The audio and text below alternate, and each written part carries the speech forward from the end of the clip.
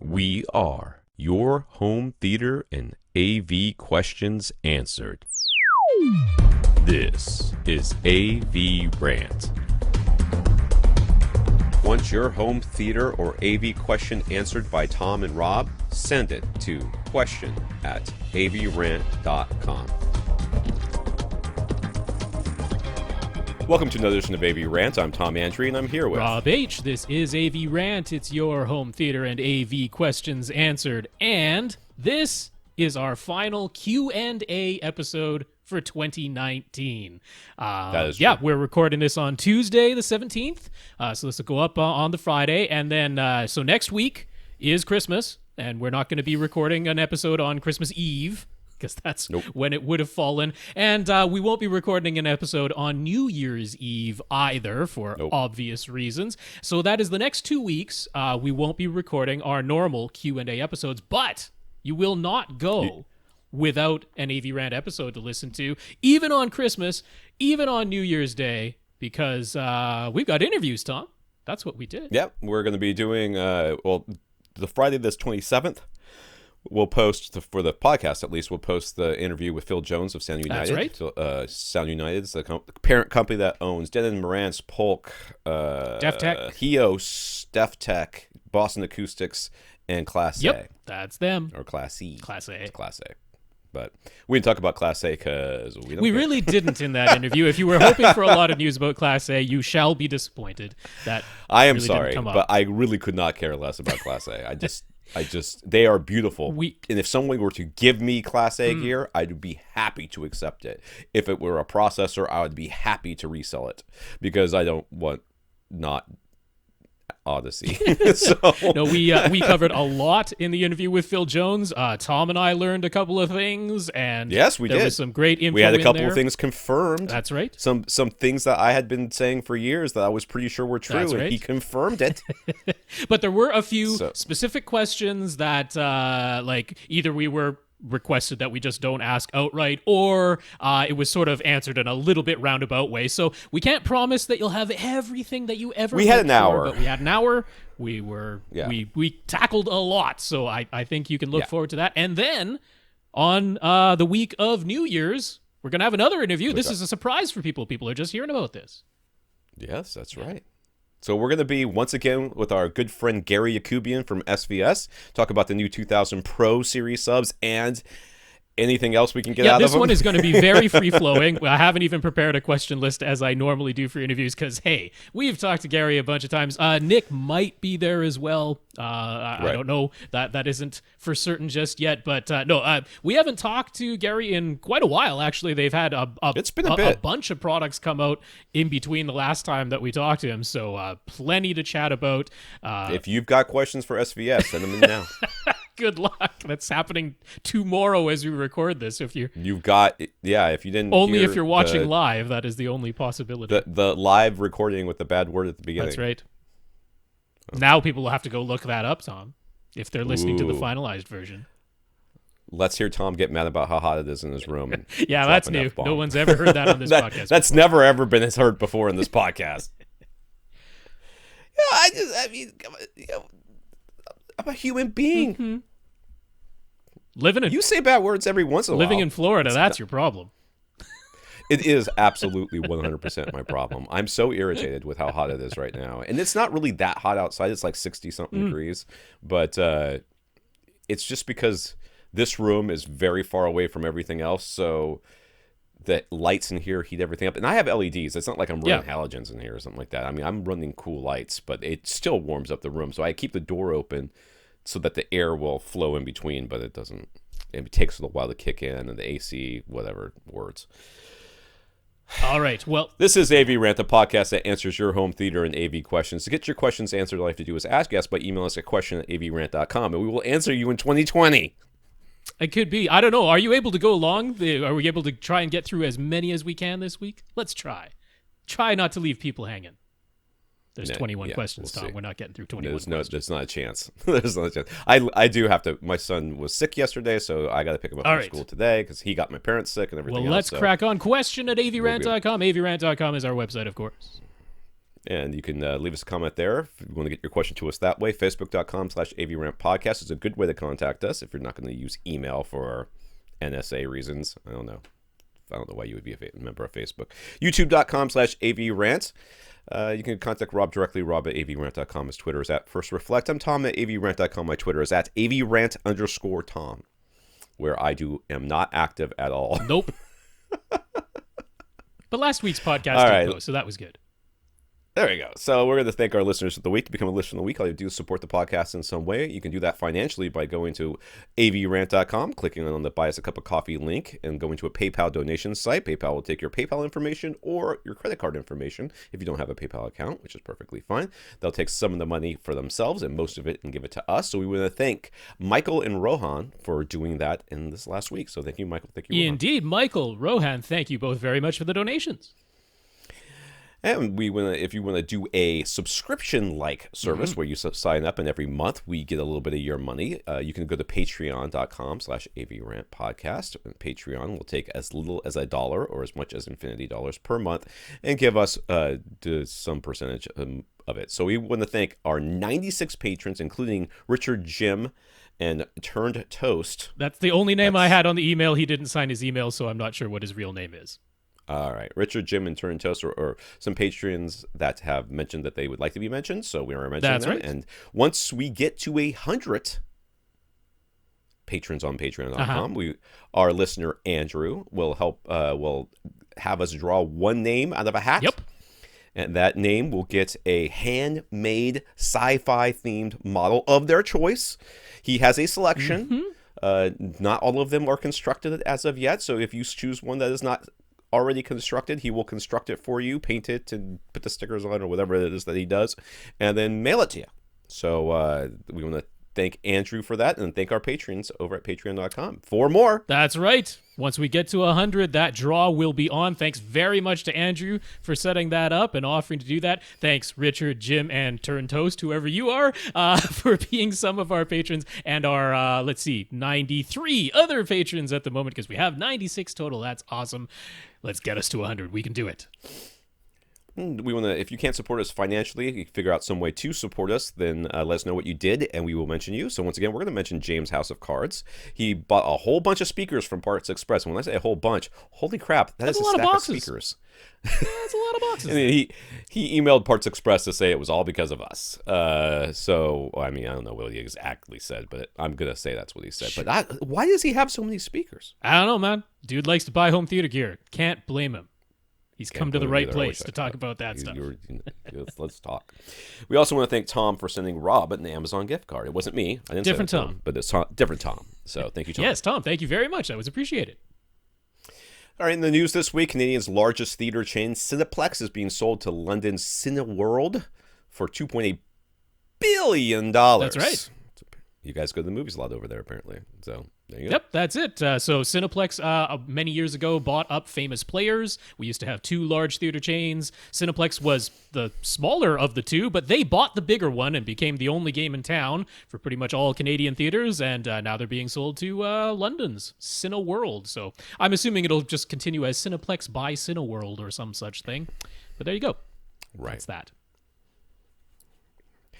I guess that's news. Tidal has added a bunch of Dolby Atmos music tracks to its hi-fi tier, but it only works with certain Android phone and tablet models at the moment, so wait for your app to update before trying it. Yeah, so you'd have to have an Android phone that, of course, works with Atmos audio to begin with, and that's a small selection at the moment. Right. But what's interesting here is previously we had Amazon Music HD, and that only worked with the Amazon Echo Studio speaker, which has one tweeter and one upward firing driver, and you could pair two of them together to make a 2.0.2 Atmos system. But that was the only way to hear streaming Dolby Atmos music until now. Now Tidal is adding it to their service, so Amazon Music HD is not the only game in town anymore. Now Tidal has it, and Tidal is bringing it to other devices. So as this continues to expand, I imagine this will come to iOS, because there are iPhones and iPads that support Dolby Atmos, and then I'm like, bring it to Android TV, because then the NVIDIA Shield will all of a sudden be able to, I mean, it can output Atmos. We know it can do that. So, that'll suddenly become like, hey, you want the highest end streaming music service? It could be through your NVIDIA Shield. Sony just added Atmos support to their Android TV based actual smart TVs. So, it's looking promising that we'll be able to listen to some streaming Dolby Atmos music on something other than just the studio speaker. 2.2.2? 2.0.2. Okay, 2.0.2. It's dumb. Whatever. Okay, I'm sure that's why I'm excited for this. It'll bring it to something a bit better than just that. Yep. Microsoft unveiled the physical appearance and the name of their next Xbox console, the Xbox Series X, because there wasn't enough X's in the name. There were not. They're like, to make this name better, one more X. Uh-huh. I mean, we had the Xbox One X, so now it's Xbox Series X. I'm assuming there will be other models in this series as time goes on, because it just looks like a PC tower. Well, so I think they're just trying to get away from anywhere for the internet community to shorten their name to Xbone again.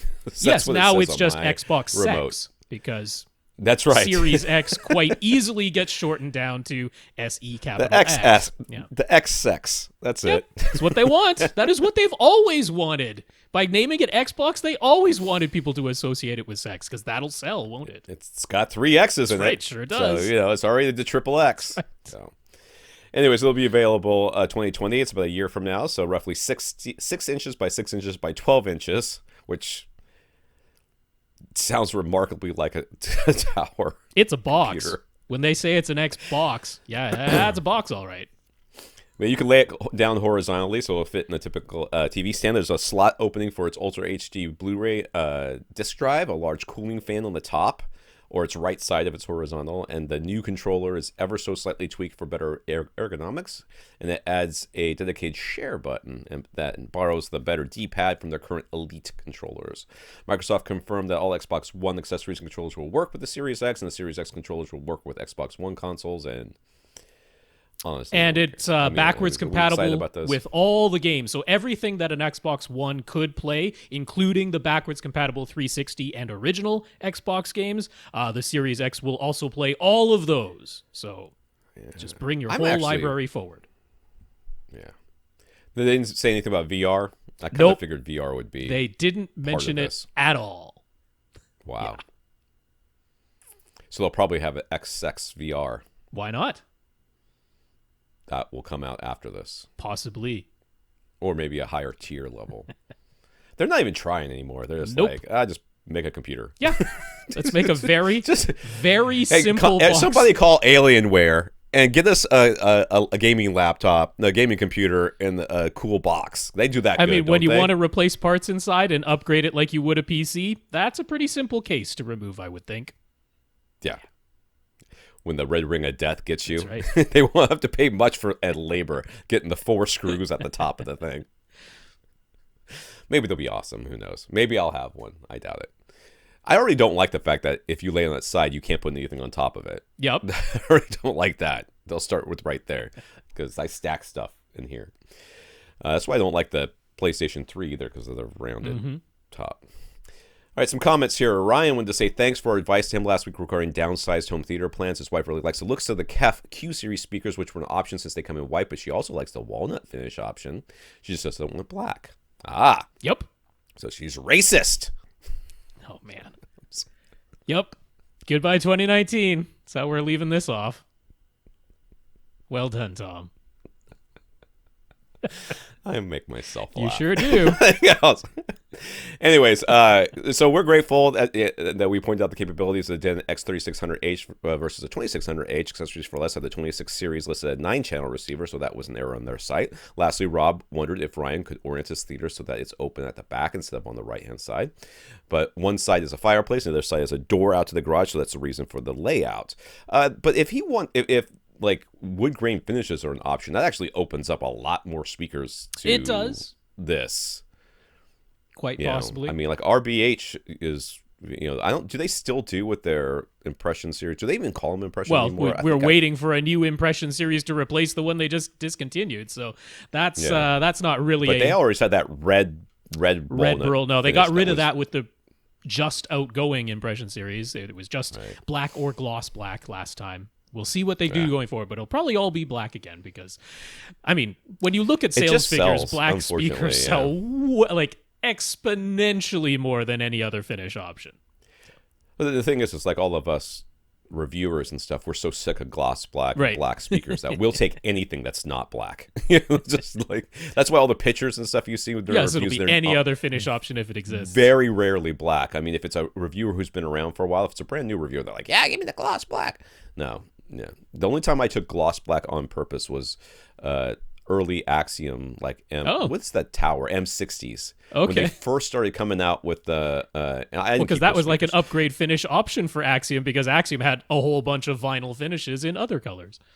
Right, and the gloss black was the big deal. Everybody was excited about it, so that's why I got it. But that was the only one I've ever done on purpose as gloss black. Everything like I'm like, what do you got in a wood grade? Yeah, anything, I'll take it.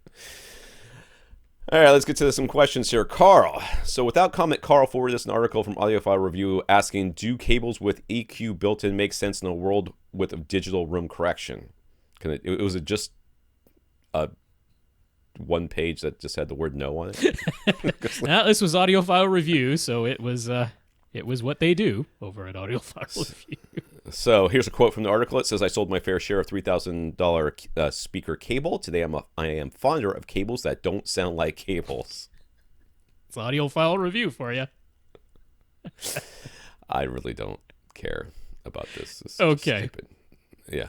No, I mean, same thing that we always say, your cable should just convey the signal with, all cables will, guaranteed, attenuate the signal going through them ever so slightly. There's no such thing as a superconductive speaker wire that has zero loss whatsoever. But what we're hoping for is something that just conveys the signal from point A to point B without changing it. And the way a speaker wire would change the signal is by attenuating it in some way. So do you want a cable that has EQ?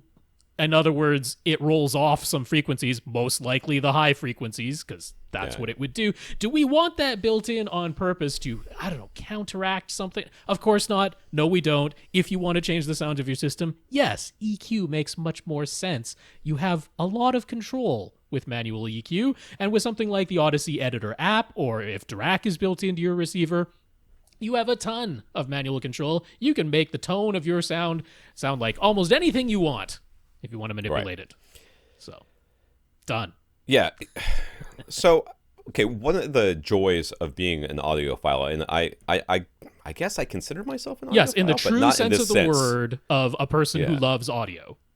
Yes. One of the joys of being not that audiophile, but the audiophile that likes to spend a bunch of money on stuff that doesn't make any difference, is talking about and buying super expensive stuff and essentially humble bragging about it online. Whether or not you actually have it, I think is questionable, but people mixing together different things in order to make essentially poorly designed speakers sound different or better, or gear that doesn't sound all that great or whatever. They really just want to spend a lot of money and look cool to their friends, and there's a ton of perpetuating misinformation, and I don't even think because they genuinely believe it. I think because they know they will get yelled at by the rest of the quote-unquote audiophile community if they don't say it. Like all the reviewers who say, well, of course this receiver from, let's say, Yamaha sounds inherently different than this receiver from, let's say, Denon. Because, it has to. We just know that it must. It's like, Yamahas are more analytical and Denons are warmer. Or vice versa, because I've certainly seen it both ways. Yeah. Right?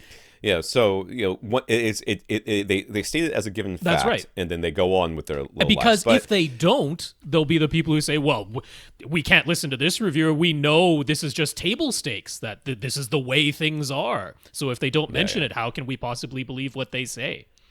It was the same thing when I reviewed an SACD, and I've talked about this many times on the podcast. SACD, and I said it sounds exactly the same as the CD version. They're like, well, if you can't hear the difference, then you're not an audiophile. I'm like, or there's not a difference. Or you're honest. Yes, could be that.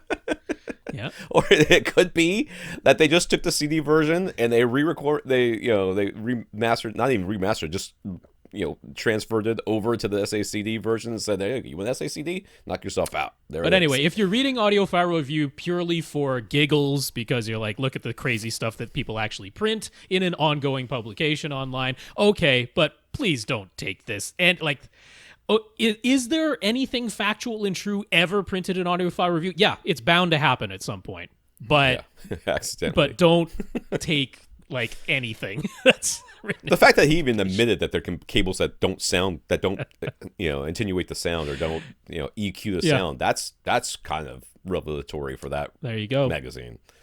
To them, all cables make a difference, except for the cheap stuff, which apparently is just bad because it's cheap. Gotta be. I don't know. All right. Anyway, same guy. What do we? Kurt? Is that what Karl. we were with? I don't remember. Karl. Some Apple TV Plus subscribers using Apple TV 4K hardware have been reporting that some shows have lost Dolby Vision. It's not every show, and the affected ones still play in HDR10. Apple has made no public comment. Any idea what's going on? Nope. Not sure. However, when Disney, not Apple, but this pertains to it, when Disney was asked why they're using Dolby Vision on their streaming service, but seem very reticent to put it on physical discs unless the director demands it on the Ultra HD Blu-ray release, they were saying how they prefer the ability to basically change the mastering on a whim. They're like, if we want to do some change in the mastering, we can do that on our streaming service very easily. If it's on the disc, it's locked there, and there's nothing we can ever do about it in the future. And this includes, it could be literally changing one scene or one frame. They've decided to remaster it again. And so I think that's what's going on here. Apple TV Plus is a very new service. I'm sure they are still messing about with their encoding in particular because they're looking for better efficiency in that. And it was noted that when Apple TV Plus first came out, it was using 4 times the amount of data as most other streaming services like Netflix and Disney Plus. I'm sure that they are looking at that and saying, can we make that more efficient? Does it mean we have to re-encode it? Stuff like that. These shows will come back. I'm sure they'll come back in Dolby Vision. I bet behind the scenes they're doing some remastering or re-encoding. That's a guess, but I think it's an educated guess. Yeah. Well, it's a brand new service, That's right. so you gotta expect stuff like this is going to happen no matter what. So, have you watched The Mandalorian yet? Oh, you don't have it yet. You do have it. Yeah. But I've only watched episode are you through episode 4. That's as far as I've gotten. Okay, I've gotten through 3. I have not watched 4 yet. My sons are all on different, one's on 2, one's on 5. Okay. So that has nothing to trying do to with get Apple everybody TV caught up. Plus. That's Disney Plus. I know. Apple TV Plus doesn't sound very exciting. Chris. Back in 2017, Chris helped install a complete home theater for a friend. Bug. Of course. Florida. Bug in here. There's a bug. Hot and bug. We checked the boxes. You've got your bingo cards, people. I would very much like to move. AVRant bingo is Tom mentions being hot, needing to adjust his Ecobee, and finding a bug in the theater.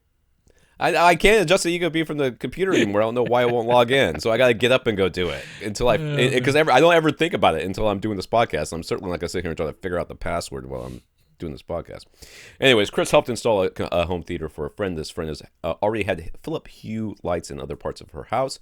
So Chris installed 8 more Hue lights in the theater, and since she was going to use a Harmony hub to control the home theater, Chris figured the Hue lights would integrate nicely. But the Hue lights often fail to respond, and it isn't just when using the Harmony. Even when using the Philips Hue app on her phone, sometimes the lights in the theater do not respond to commands. It isn't always the same lights, so it's all intermittent, difficult to troubleshoot, and a pain to use. Get rid of the lights. Problem solved. The house is 2 stories, and the theater is in the basement. She tried moving the Philips Hue bridge downstairs instead of upstairs. She also upgraded her Wi-Fi router to a mesh system. Nice. I want a mesh system. And she tried putting a mesh node, the Philips Hue bridge, and the Harmony hub right next to each other. But the lights in the theater were still finicky. Best Buy Geek Squad said they charge $100 just to come out and look. We charge $100 to talk about this too. PayPal us. That's right. I'll tell you what. Have no way enforcing Christmas special, $50. Nice. Stop listening to the podcast until you email us $50. Venmo me. We don't have enough listenership to lose, Tom. We better not say that. No, that's true. Well, I mean, she's going to... And they said up front they have no idea what the problem really is. So we'll come up for $100 and go... Which is pretty much what Best Buy says every time. Thank you. Oh, well, I sent my parents with the Best Buy with a problem with their not even wasn't even a problem. I told them what the answer was, and they went to Best Buy, and Best Buy said, they're like, oh, Best Buy said something different. I'm like, that's because they're stupid, and you should have listened to me. It would have been fine. But whatever. So anyways, he told her not to go to Best Buy since they weren't going to do anything. He's seen that it's possible to have more than one Philips Hue bridge connected to a single Wi-Fi network, but you can only control one bridge at a time from the app, so you always have to manually select and go back and forth. Can we offer any advice? No, I can't. All right. I mean, every time whenever stuff like this happens, so first of all, explain to everybody, including me, since I'm not exactly sure, how does the Philips Hue control Yes, and work? this is part of it. So you've got the Philips Hue lights themselves. Of course, those screw into your fixture or screw into your lamp. And the power has to always be on, of course, because they're sitting there. It's as though your light switch is always on. But those communicate with a Philips Hue bridge, which is its own separate little device. I mean, it looks like a little hub. It looks like a Harmony hub, basically, except it's white. But that's its own signal. It's the bridge that communicates with the lights. Now, so does the bridge connect over like 2.4 gigahertz, or is it? I'm not sure what over the power line. I'm not sure what frequency they're using between the bridge and the lights. But it's wireless. But the wireless signal goes between the lights themselves and the bridge, and then the bridge connects to your regular Wi-Fi router. So when you're sending a command from, say, the app on your smartphone, it goes Wi-Fi from your phone to your Wi-Fi router. Your Wi-Fi router communicates with the Philips Hue bridge, and the Philips Hue bridge communicates with the lights themselves. It isn't a direct connection from the lights to your router. There's no direct connection there. So the problem has to be between the bridge and the lights. It's the bridge, and I'm betting these are recessed can lights. You know, it's a basement theater that was set up. I'm betting they're recessed can lights. I'm betting they're metal cans that are around those lights, and they are obstructing the wireless signal. I bet if you could take a Philips Hue bridge and put it in the theater, like on the floor in the middle of the floor, so that it literally has a line of sight. It would be worth testing it just to take take it and put it in the main seat. That's what I want him to do is to test that, because the Philips Hue bridge itself is the part, and then its communication to your Wi-Fi router, I mean, that's actually done with an Ethernet cable. So if she's already set up a mesh system, maybe she puts a mesh node with an Ethernet connection. In the theater, you put a Philips Hue bridge in the theater, so it literally has a line of sight to the lights themselves. I mean, you could do it as a test, and if it works, then you know that the problem is between the lights and the bridge, and I'm almost certain that it is. So similar with the Harmony. It's gotta be. With the Harmony hubs, you've got the Harmony remote in your hand is communicating via RF to the Harmony hub. The Harmony hub can then connect to your Wi-Fi network. Your Wi-Fi network plugs into the Hue bridge, right? So again, I don't think... It's very unusual for your Harmony hub to mess up, in my experience. Yeah, and I don't think it's anything to do with the Wi-Fi.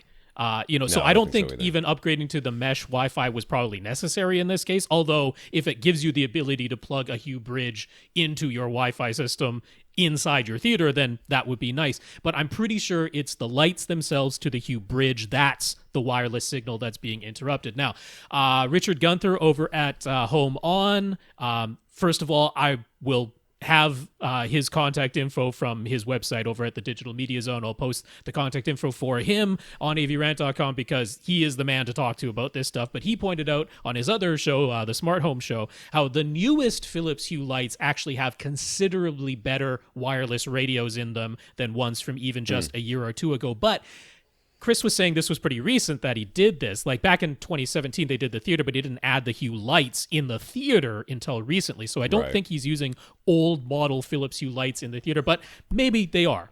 Maybe they're 2 or 3 years old or something like that. And the new ones supposedly, according to Richard Gunther, do have considerably better radios, the newest ones that like just came out this year. So multiple things there, but I'm pretty sure it's the lights themselves to the Hue bridge, and if you brought a Hue bridge into the theater for actual line of sight, it should work. Yes.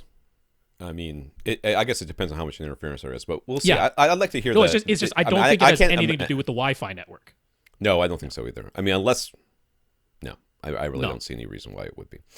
Right, Dennis. Dennis is renovating a room in his basement. It's stripped down to the studs right now. When it's finished, it will be 12 by 20 by 7. Ooh, short, so basement, yes. He would like to nail down his theater layout so that he can plan his in-wall wiring and conduit runs. He's planning for a 5.2.4 configuration. Does it make more sense to make the room wider than it is long and use a large TV with wider sitting, or should he make the room longer than it is wide and go for a false wall with an acoustically transparent projection screen?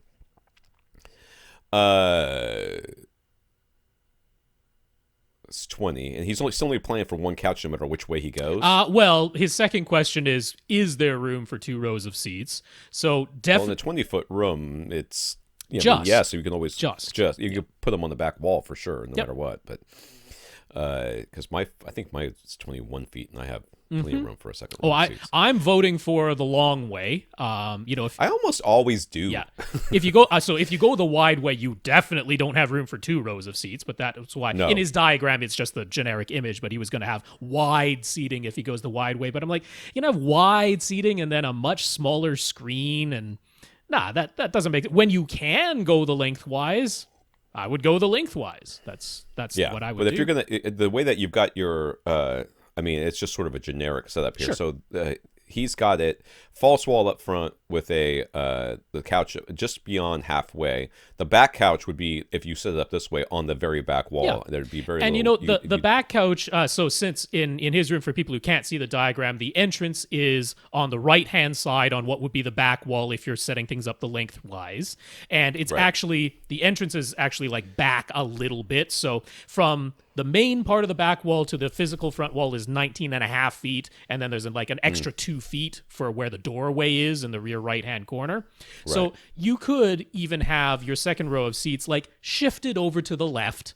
That's not the end of the world. That gives you an easy walkway to get in. Yes, the person who's sitting in the literal rear left corner, maybe they don't have the best experience, but you put the person who really doesn't care about the audio as much as everybody else in that one seat, and the vast majority of the time, you and your wife are probably the only 2 people in here, and you'll be sitting in the main seat in the front, and everything will be great. So, 19 feet. We actually talked about this last week or the week ago. Yeah, I think so. And he's looking for a 10-foot viewing distance. It's like, it's just enough. It's just enough. It's cozy. It's, you're not going to have a ton of room, but it's just enough to do the 2 rows of seats. And shifting it over to the left makes it really easy in your case.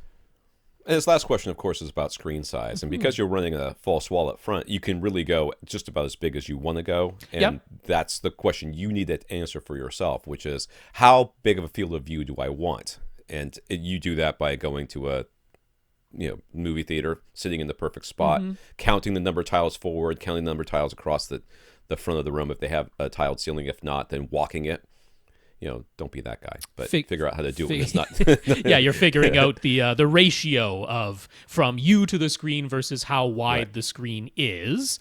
But in general, he's looking at about a 10-foot viewing distance. Again, very similar to that advice we gave 1 or 2 weeks ago, where if you go for about 110 inches, I think you'll be right smack dab where I would personally love to be at that seating distance. 110 inches is really nice, and I think that would work out swimmingly.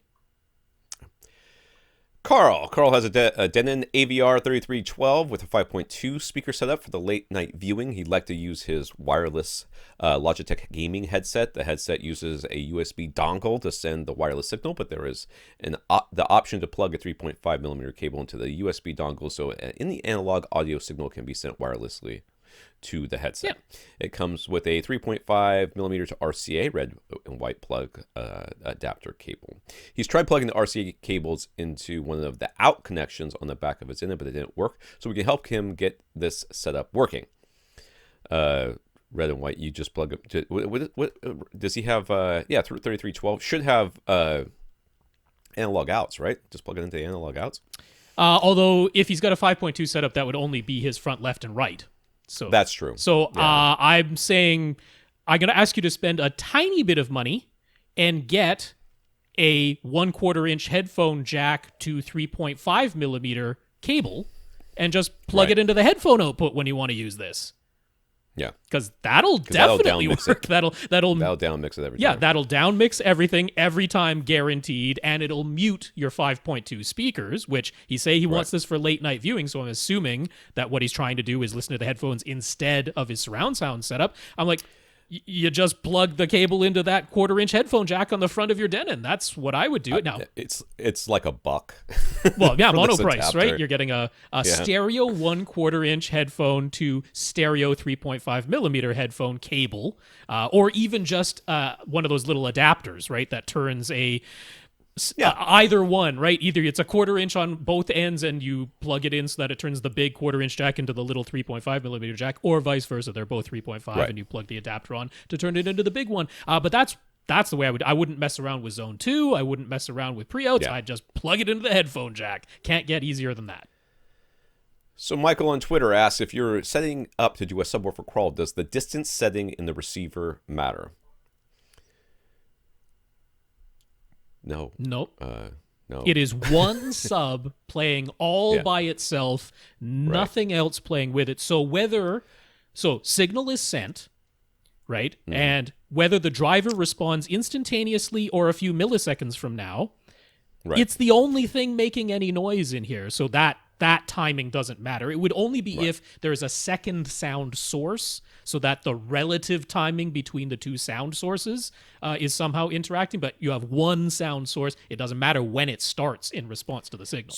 We've talked about this a lot before, but it bears repeating. Mm-hmm. The distance setting is not about the physical distance between your speakers or subs and your seat. I mean, for the speakers, it is more that way, but the subwoofers, it's not. And what it really is a delay. It's a delay. You're setting a delay so that all the sound is reaching the same location at the same time. Right. Now, for your speakers, which are direct firing and coming directly at you, the distance translates to the actual physical distance. But many times, especially if you have a lot of room treatments in your room and you set a subwoofer in there, suddenly the distance is going to be something totally weird compared to what you expected or what is actually the physical distance between your sub and your seat.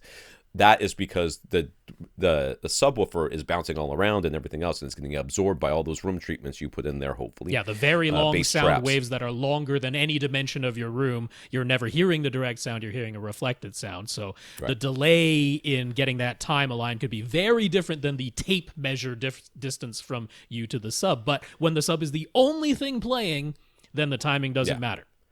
Yeah, you could put the distance to whatever you want. Sure I mean, you could change it to whatever. All it's going to do is delay it by a couple of milliseconds, and you're not going to care because you're not hearing it directly anyways. So he's heard us say to turn Audyssey off prior to doing a subwoofer crawl. Why? Well, because what you're trying to do is get the raw output of the sub and how it is. Audyssey is EQing the different frequency levels based on where it was when the Audyssey was run. Yeah, and Audyssey does use time-dependent filters as well. It's not IIR, infinite impulse response filters, where it is constantly attenuating or boosting the signal ongoing. It actually can gate the amount of time when the filter is being applied to try and counteract some of this room reflection stuff that's happening. So if you were to put the sub in its original location, measure it with Audyssey, and then move the sub to your seat and still leave Audyssey active, well, it has all these filters applied, but now you've changed the location of the sub, so those filters aren't necessarily... in fact, it's almost impossible for those filters to be correct anymore. So we want to hear, what is the sub doing by itself? What is the native response of the sub with your room? You're now moving around the room to find the location with no gigantic nulls, the fewest big dips that you can, and hopefully the most even response throughout that whole frequency sweep. Now you switch positions, you put the sub in that location you found, you go back and sit in your seat, and now you go ahead and run Audyssey to correct for what's left, for what placement couldn't fix by itself. Right. Yeah. And that's what the whole subwoofer crawl is about. Is about finding the best placement for the raw output of your sub, so that when Audyssey goes in, it's having to do as little work as possible. And the reason why, and you're like, well, why did I buy this expensive receiver with Audyssey if I'm going to have it do as little work as possible? Because if you put it in a bad location, then seat to seat or location to location, the differences will be so massive that Audyssey will say, well, it's got a peak here and a null in this other spot, therefore I can't touch that frequency. Right. I can't. If I try to boost to fill in the null, it'll make the seat that's already loud crazy loud. If I try to cut the seat that's already loud, it'll make the one with the dip even worse. So split the difference. I won't touch that. Yeah. So that's why we want Audyssey to do "quote unquote" as little work as possible, meaning that it doesn't see these massive differences, so that it can say, okay, well, all across all these seats, there's a hump here. It's worse in some seats than others, but there's a hump here. Yeah. So therefore, I can cut this down a certain amount, and on average, that will make this a flatter. That's right. A better response. Yeah. The other thing is you can sidestep all of that by not actually playing the sweep through your AV receiver at all. You can put the sweep on your phone and plug your phone directly into the subwoofer with a 3.5 millimeter to RCA cable. That's right. And that sidesteps all of it. Aaron asks, have we heard the new Amazon Echo Studio that is compatible with Atmos Music from Amazon Music HD? What would we think of using a pair of them with a Fire TV to get a pseudo Atmos effect as opposed to, say, a soundbar? Now, the Echo Studios, those are like 360 speakers. They're not like bookshelves, right? I mean, so they kind of look like, the cylindrical, they're round, like aren't they? Like the Sonos One or the Apple Home Pod. They have that sort of form factor, but they have only one tweeter that does fire forward, so they aren't like spraying the sound evenly in every direction like some of those other cylinder speakers. They do have a tweeter and they do have a front. So I haven't heard it. I don't know how good it is. I've read some reviews of it, and almost everyone says, bar the upward firing driver that the other ones don't have, it sounds really similar to a Sonos One. And I'm like, yeah, that's not surprising. That makes perfect. Yeah. They probably go to the same OEM for the drivers, to be honest. Right. So, they're fine. Are they the greatest speakers ever? Certainly not. Are they the worst speakers ever? Certainly not. They're totally fine. But can you match these with a Fire TV and get? Obviously you can play the Amazon Music HD stuff out of it, but will it help you with anything else? Will it give you any Atmos from anything else? This would be the way to get. So the Fire TV could be feeding Atmos from, say, Netflix or Amazon Prime Video. And then it can connect to these, Echo Studio speakers. But any of your other sources can't, like your Blu-ray player, your cable box, whatever, your game system. None of those can connect to the Echo Studio speakers and use them like you could a soundbar. A soundbar, you could connect anything to it, including, you plug everything into your TV and ARC feeds it all back to your soundbar. I would, if what you want is a very convenient and easy single goes up front solution that gives you something of an Atmos effect, I would still point you to something like maybe one of Sony's Atmos compatible soundbars, which, they're using the same type of psychoacoustic effect to give you the Atmos thing. There aren't actually speakers behind you. There aren't actually speakers above you. But it's one bar that sits below your TV. But now all your sources can make use of it instead of only the Fire TV. So going by the reviews of it, certainly none of them are saying that the sound quality itself from the Echo Studio is so good that it would be, worth it. Like it'd be way better than a Sony soundbar. So I would still go soundbar. Okay. Richard, he's in the UK here. So Richard uses an Epson TW9300 projector, which is the same as the 54 UB here in America. He's also got an Xbox One S that he uses for games and streaming video services. Since his Epson model is limited to 24 or 30 frames per second if the signal is 4K HDR, cannot accept a 4K 60 HDR signal, Richard has resigned himself to never using HDR from his Xbox since it always outputs 60 hertz and doesn't seem to way to force it to output a lower frame rate. But then you heard us talk about the HD Fury products and decided to look into them. He found a deal on HD Fury Linker, so he bought it, but now he's a bit confused by its endless number of options. Oh, this is such a Rob question. He wasn't keen on installing its drivers and digging through its software on his computer, but should he go through that hassle to make sure it has its latest firmware? The newest firmware on their download page says it's from 2017. So not so much just for the firmware, although I certainly would want to check it. But for what he wants to do, put the software on your computer and plug in the linker via USB to your computer. You really need to, honestly, for what you want to do. And I'm not sure why he was so reticent to do so. I mean, it's a tiny little program that goes on your computer. It's not like a resource hog or anything. So some people just don't like to download third-party apps. Yeah, I get that, but it's worth it in this case. You want to have the HD Fury software on your computer to dig into this thing because you need to a bit. So the best tip he found on AVS forum was to use one of the default EDID presets, but options 2 and 3 seem very similar. Both say they're for 4K 30 deep color PJ, I guess is that projector PJ, yeah, at 300 megahertz. That seems to describe his Epson model. It does. Option 2 says 4DK 30 hertz to all 4K 30 all. 4K 60 600 megahertz to 4K 60 420 300 megahertz. What? Then option 3 says 4K 30 8 10 12 8/10/12. I guess that's probably bitrate to 4K 30 422. So it's not 422. So 422. That tells you the color. Yeah, the chroma. 12. That's gonna be 12-bit 300 megahertz.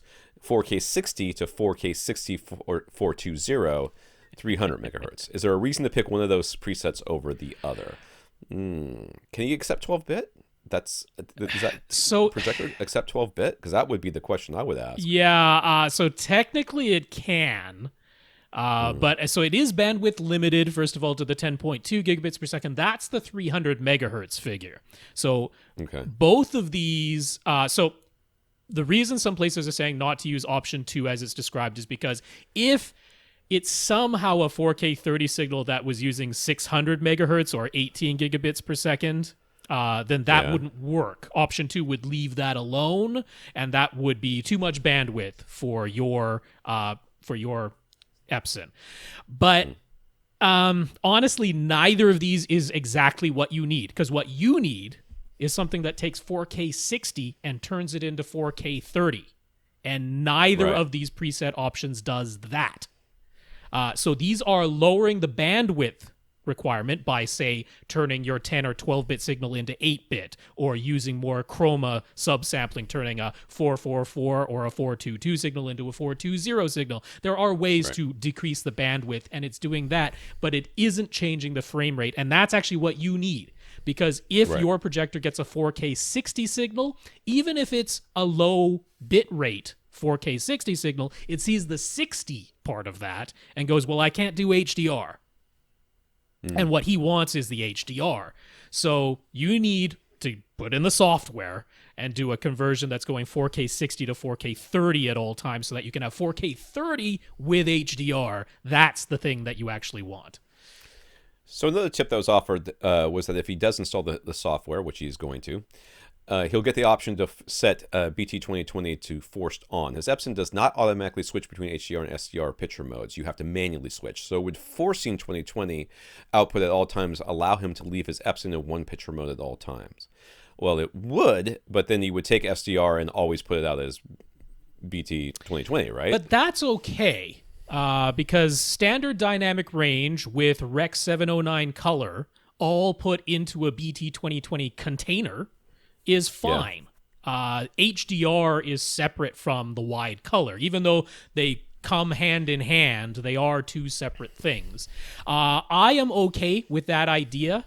It's very similar to what I recommend from an NVIDIA Shield, which is to always have it output Rec 2020 no matter what. So yeah, I'm very okay with that suggestion. This way, no matter what, whenever you're using your Xbox One, did he say S that he has? Whenever you're using your Xbox One S, your projector will always be getting the same signal, except for sometimes it'll be SDR, sometimes it'll be HDR, but it'll always be 4K 30, always Rec 2020 color, and switching between SDR and HDR, it'll just be a matter of, well, let's think about that. Because the SDR signal, if you're using a picture mode that has been tuned for HDR, that's what I was worried about. It's going to be dimming everything. So I think you still... So where this would apply is if you are converting HDR to SDR all the time, right? Right. Never actually outputting HDR from the thing that you just convert. So it's coming out of the thing as HDR, but you're converting it into SDR, and then you're always showing it as SDR with wide color, right? Which is what a lot of people do with a projector, because they're like, my projector doesn't get super bright anyway, so I'd rather just retain the wide color, but actually put everything into an SDR container. He wants to switch between HDR and SDR. That's really what he wants to do. You need to switch picture modes manually, but that's what you need to do. So he started off by saying this was a good idea, and now he's saying... Well, it's still okay, but it doesn't actually solve what you want to do. You're still going to have to switch picture modes. Yeah. So do you have any other tips to get the best looking images? Actually, yes. For the Xbox One S itself, in this instance, and since you are going to be loading the software if you follow this advice, I would actually recommend you have it output RGB. For anytime you're connecting the Xbox One S directly to a display or through a receiver to a display, I'm going to tell you to activate the allow YCBCR 422 feature so that it turns video. So it actually takes the original video, which was YCBCR, decodes it into RGB inside the Xbox, but then puts it back into YCBCR before it sends it out to your display. Normally, that is the way I would have you do things, but when you have an HD Fury in the signal chain in between, I would say just get everything out of the Xbox as natively as you can. It's going to decode everything into RGB anyway, whether you want it to or not. Just have it outputted as RGB. Let the HD Fury handle all of the stuff of converting it to something that your Epson handles. That's what the Fury is for. Right. Patricio bought a Marantz SR6012 receiver from Accessories for Less back in June. He says overall it's great, but there are 2 issues that are bugging him a bit, and he'd like to know if we think he should try contacting Accessories for Less for repair under warranty, or if they aren't actually defects and there won't be anything that Accessories for Less will be able to do for him. Anytime he runs Audyssey, he gets a warning that at least one of his front speakers is out of phase. He never got that warning when he was using this Denon X1600H before, and it isn't consistent. It'll warn that different speakers are out of phase each time he runs it, sometimes just one speaker, sometimes more than one. What do we think? Yeah, that happens. It does happen. Yeah, that I don't think is a defect. It's very common. That's an Audyssey thing. Yeah, that happens. And actually, something I would recommend, and you might not keep it this way, but just to try and see, is to actually tow in your speakers maybe more than you normally would, but so that they're like quite literally firing directly at the microphone while you're doing this. Because I suspect, because Patricio's talked before about how he does have a pretty reflective room, and he's got a plan for DIY treatments that he's getting to, but he hasn't done it yet. And I'm like, I'll bet you got some room reflections. XT32 is pickier than regular multi-Q or regular XT. Yeah. So I have a feeling that if for the moment, before you have your treatments up, if you were to strongly tow in your speakers so they're pointed right at the microphone, I bet you wouldn't get this error anymore. If you try that and that's the case, then you can be quite certain it's not a defect in the receiver or anything like that. Yeah. I think so too. I mean, this is with reflective rooms. This is a common, common error.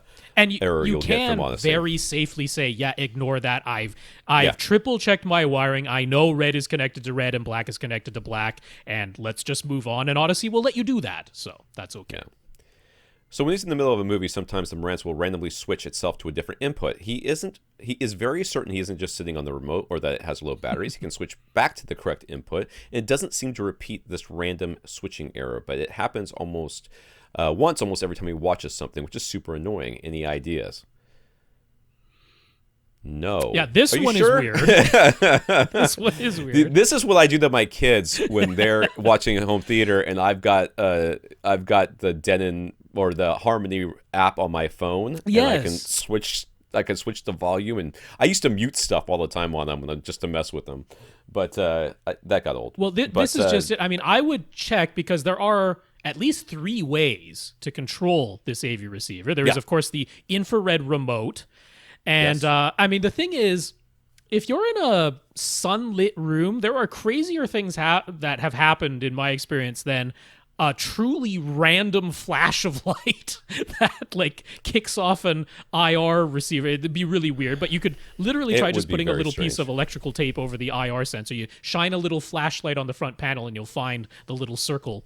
There'll be a little transparent. It's usually in the bottom right of where the display is. But you could try covering that up, because so you cover that up, and if it never happens again, it's getting an IR signal from somewhere. I don't know exactly where, but that could be it.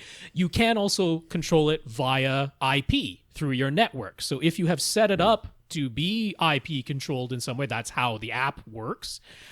Just try turning off or disconnecting your Wi-Fi or Ethernet connection for the moment. Just try that and see, although, you could be endlessly playing movies and it never happens, and then, one day it randomly does. That would be annoying, but you can see if the IP control is part of this. And then there's HDMI CEC.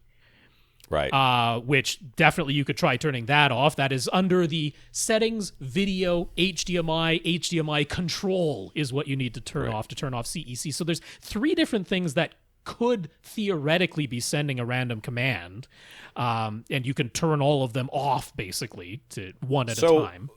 What I would do is I would take an IR blaster, one of those direct IR things from your Harmony hub. Yeah. I would put it right on top of the IR receiver of your receiver. Yeah.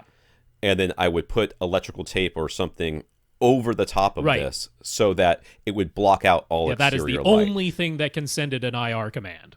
Yeah. If you did that and this still happened, then the CEC... first of all, if you haven't turned off CEC already, stop listening to this podcast and go turn off CEC because right now.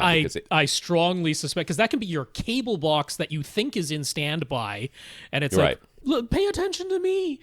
Right. There are always on... That's right.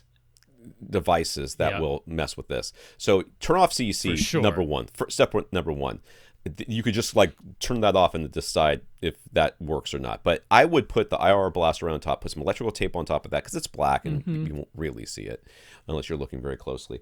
And just so that that's it. And that should fix your issue. If that does not fix your issue between those 2 things, then I would maybe contact accessories. Well, yeah, because there can be a fault inside. There could just be a straight up electrical fault. It would be some sort of short or something like that. There could be on the inside, inside the case part of the IR sensor could have a fault in it, and it might be a really simple fix. So it never hurts to call. Accessories for Less is really helpful. They will try to help you. So it never hurts to call them. Don't feel bad about it. I would call them anyways and just say, listen, I contacted AVRant. They said to do these things, so I'm doing them, but I want to let you know. I want you to start a ticket on me so that if this doesn't help me, I can come back to you and get my warranty. That's right. Because and it's a 1-year warranty. You're well within that, so So at the moment, he uses a manual pulled-down 106-inch screen with his Epson 8350 projector. It wasn't very expensive, but this performed very nicely. He has a window behind the screen, and the room converts into an office, so the screen has to be retractable. The room is roughly 11.5 feet wide, and he sits 11 feet away from his 106-inch screen, which gives him a 38.5-degree field of view, for those of you interested in such things. He feels like he'd like a larger image, but he doesn't want to spend more than $700 and doesn't particularly want to move his speakers. They are wall-mounted. So if the speakers stay where they are, and the screen would need to be acoustically transparent, and it would need to be retractable, it would need to come 6 inches closer to the speakers to fit. It would need to come 6 inches closer for the speakers to fit behind. So would 120 inches be the right size? What screen would we recommend? And what's the difference between the cheap screen options and the expensive ones? And just for reference, he's thinking he'll upgrade his projector to the 50 UB next year. What's the cheapest option for this? Move your chair forward. Move your seat closer. That is definitely the cheapest option. This costs nothing. No question. You don't have to change your screen. You don't have to move your speakers. And he's like, all you have to do. Room converts to an office. It sounds like he has a chair that can move. Just move your chair forward. Yeah. How hard is that? Dude spent zero money. Yeah. That is certainly the most cost-effective solution. Now, he had other questions about screens in general, so that's fine to go over. So he was saying, first of all, he's sitting 11 feet away, but if he were to do this screen upgrade, the screen would move 6 inches closer to him, so that is 10.5 feet. Right? Now, 10.5 feet with a 120-inch screen, that is just over a 45-degree field of view. That's pretty big, dude. Which is big, but I love it for CinemaScope. The 45-degree field of view is exactly what I want for CinemaScope movies, but that is like right out to the edges of my peripheral vision if I'm just staring straight forward, and that is as big as I personally like to go. Some people like to go even larger, but to me, 120 inches at what you're describing is certainly not out of the question. I probably wouldn't go any larger than 120 at 10.5 feet away, and I might go down to 110 or 115 or something like that. But I'd be in the 110 to 120 range. So that's, size for distance, what I would suggest. Now, $700 for a retractable, acoustically transparent screen where you wouldn't be noticing the weave or the perforations in that screen from only 10.5 feet away, I don't have a great suggestion for you, unfortunately. I mean, the best of the bunch would be Elite Screens Acoustic Pro UHD, and you definitely want to get the Acoustic Pro UHD, not the Acoustic Pro 1080 when you're sitting this close to it. It has the finer weave. Still not spectacular, but that would be the best of this sort of price range that you might be able to get, and it would have to be a manual pull down, not a motorized, but he's already using a manual pull down, so that's okay. But honestly, at that close a distance, I would want to get like Seymour AVs. I was going to say, then you're going into bucks. Or Illusion Visions. It's worth it. Yeah, Illusion Visions is very similar, and you can sit that close to that. But both of those are very similar in price and well more than $700, especially in the retractable version, because both of them only offer motorized for that. Right. So you're way past your budget for that. So you might be able to do this with an Elite Screens Acoustic Pro UHD. That would be the one to consider for what you're looking at. But I mean, I can't really fathom doing all that in this situation when, you can just move your seat closer. Move your seat closer. Yeah. Problem solved. Yep. Nothing else, no money spent. I mean, the only other thing would be to take down your wall-mounted speakers, move them wider apart so that it doesn't have to be acoustically transparent. That would be only other way to stay within this budget. And then you could go Elite Screens just regular white. You could go silver ticket if you really just want if this is a retractable screen anyways, I mean, he can go with a smaller, cheaper retractable screen and just pull it down, just move the entire screen forward off the wall. Yep, that too. You know what I mean? Yeah, I mean, you can actually ceiling mount it. Right now, he has it front wall mounted on some wood planks, but you could actually ceiling mount it and have it closer to you. But you could do that with your existing screen. Yeah, just move the whole thing just forward. Move the whole thing forward, and now your field of view has increased. Or, cheaper, move your seat forward. Right. It's the solution that fixes all the problems with the least amount of everything. The general question of what's the difference between the cheap screens and the expensive screens, well, actually, if you're talking about just a solid, non-acoustically transparent white screen, I mean, what Silver Ticket is offering at the very low price point, I mean, technically is the much more expensive, let's say, Stuart film screen, even that much more accurate? Well, yeah, measurably, the light that reflects off a Stuart film screen matte white is measurably changing the color that came out of your projector even less. But man, is it splitting hairs, and for the cost difference, hugely not worth it. But for the acoustically transparent, there are legitimate differences in how tight that weave gets, how visible the weave is from how close you are, and also the color accuracy and how much light leaks through it and those type of things. So in those cases, I can justify a Seymour or an Illusion Vision when you're sitting close to acoustically transparent. If it's plain white, I'm like, it's really hard to justify expensive. Yeah. Dean. So Dean's wife bought them an 82-inch Samsung Q70 TV on Black Friday. It's going in the corner of their great room, basically at a 45-degree angle. His wife really wants it to be corner wall mounted, but she doesn't want any of the mount to be visible. Yep. Good luck. Furthermore, they have a long table already in that corner, and they want the TV to appear as though it is floating above that corner table, which means the edges of the TV can't be tight against the walls. There needs to be about 10 to 12 inches of space on either side. I mean, Yep. Okay. Yep. Dean searched for the longest full motion TV wall mount he could find and came across one that will extend as much as 40 inches from the wall and hold 110 pounds.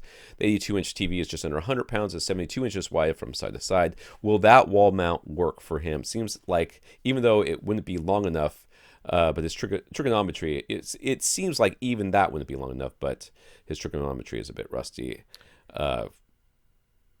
So he wants a mount that spans the corner.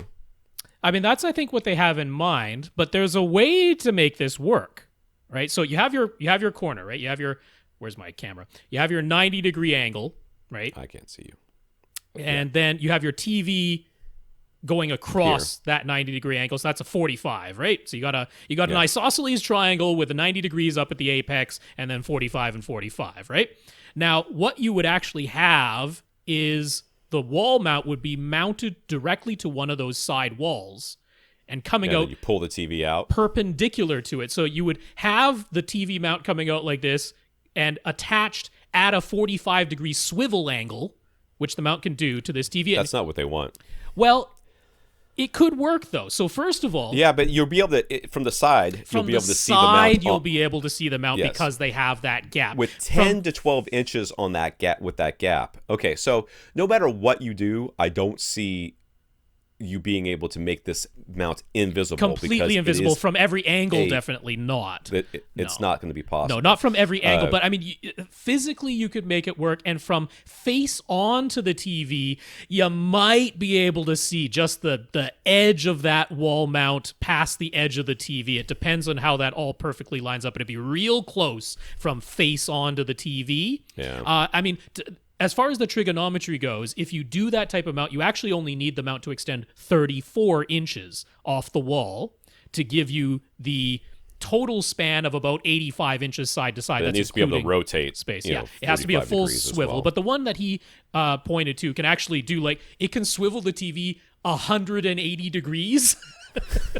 So it can go flat to one side all the way to flat to the other side is what the thing can do. So physically it would work. But from one of the sides, whatever side wall you attach that extending mount onto, you will be able to see the mount there. Well, if the TV is always going to be extended like this, I guess you could consider doing some sort of screen. And by screening, I mean like a curtain back there, right? That hangs down behind the TV and behind the cabinet or table or whatever the heck it is, concealing the mount. Concealing the mount and the wires and everything else, because there's going to be all this stuff. You still have to have two wires that go up there, one for the HDMI cable, one for the the power. So you've got at least that going on as well. So that's got to go down the arm of the mount and then either into the wall behind the mount or down the wall, just hanging down. So because I mean, a curtain, there isn't really. Yeah, I mean, the only other thing you could do is suspend it from the ceiling. I mean, there are ceiling TV mounts. Yeah. So I mean, you would see it attached to the ceiling, but it wouldn't be to either side and wouldn't be below it. But the other, I'm like, you have a table already. Now, maybe you don't... Put it on the table. Maybe you don't want a TV stand on the table itself. Maybe you already use the entire surface of that table to hold things or something. But you can get tall TV mounts, like TV stands. Yeah, that would go underneath the table and then above it stands the table. Behind. Now, would you see one or two poles coming up, for that gap that's in between the tabletop surface and the TV itself? Yeah, you would see those.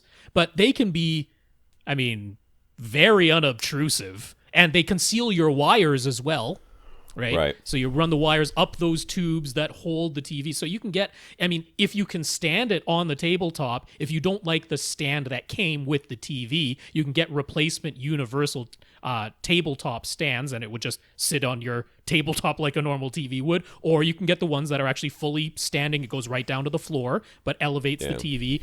Or you could do this extension mount that you found, but you'd be able to see it from one side. Or you could do a ceiling mount. But those are basically all the conceivable options. Yeah. Yeah. Yep, that's it. I would go for the all TV. Of them are visible, because none of them are invisible. Something, yeah. I'm sorry. In some way. But I would go for the TV standing. That's what I would do. I wouldn't bother with the wall mount at all. What is your problem, dog?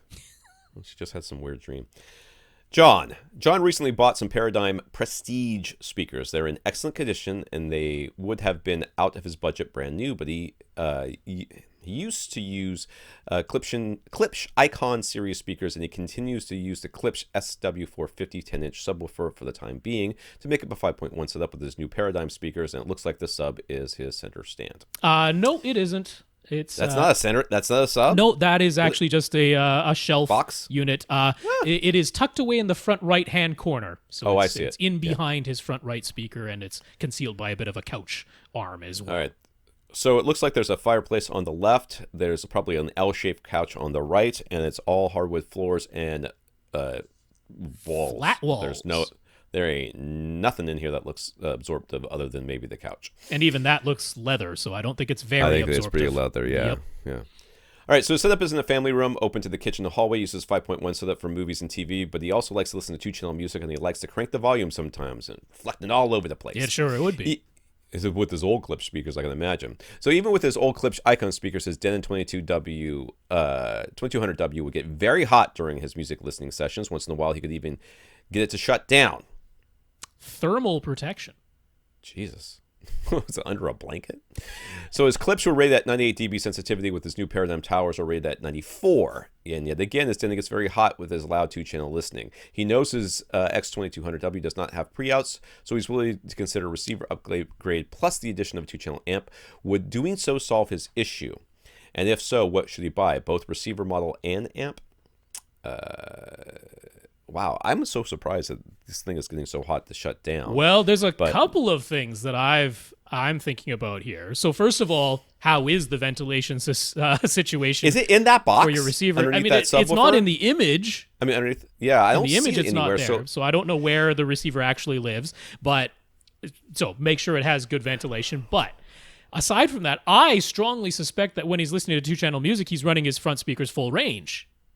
That he's not using a crossover to his sub when he's doing 2-channel. Yeah. I mean, there is no way those clip speakers were drawing that much that's power. what I'm saying. Unless they were full range. Thermal protection is something that does not happen very often on a receiver if one of two things isn't going on. One, you're playing extremely inefficient speakers extremely loud. Sure. Okay. And maybe as well as not having adequate ventilation. The only time I've ever had a receiver really, really go into thermal protection is when I had an Xbox 360 sitting underneath it. Yep. Basically. The shelf underneath hot air right into it like a insanely furnace. hot air directly into the AV receiver. The receiver was like, oh my God, you're killing me, dude. So I moved the Xbox 360 out of the cabinet onto the top of the cabinet out into the empty room because it was cooking everything in my cabinet.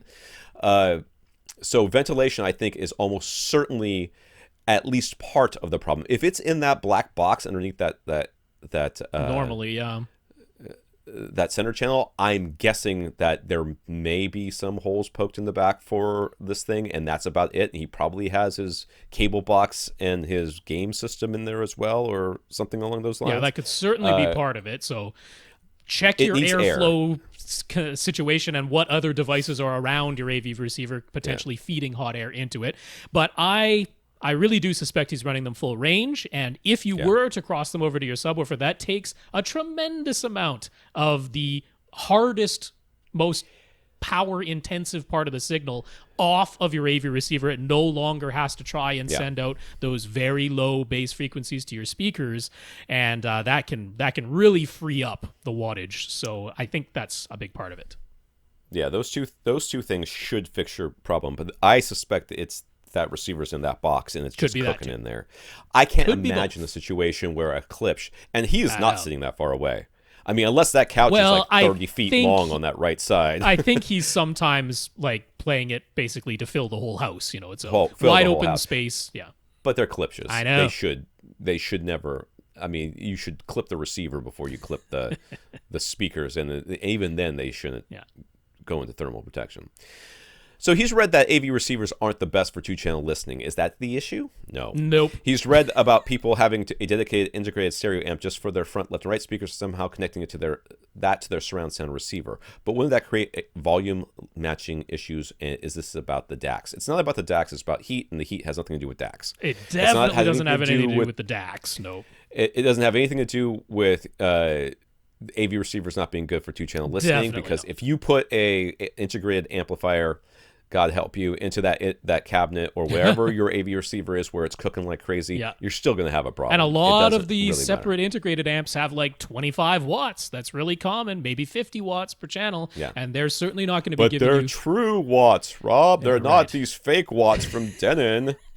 whatever. When it's only Shut two up. channels. But the way people are doing that is a lot of integrated amps, stereo two-channel integrated amps have a home theater bypass input where the volume knob on the integrated amp itself does not affect the incoming signal. It essentially, that input turns that integrated amp into just a dumb amplifier, which is what you would want. But the people who do that are doing it because they want to run their front, left, right speakers full range. You know, that integrated amp doesn't have a subwoofer output, and they're plugging their two-channel only sources directly into that integrated amp because they believe that analog coming out of the source makes a difference versus having the AV receiver convert the digital signal into analog.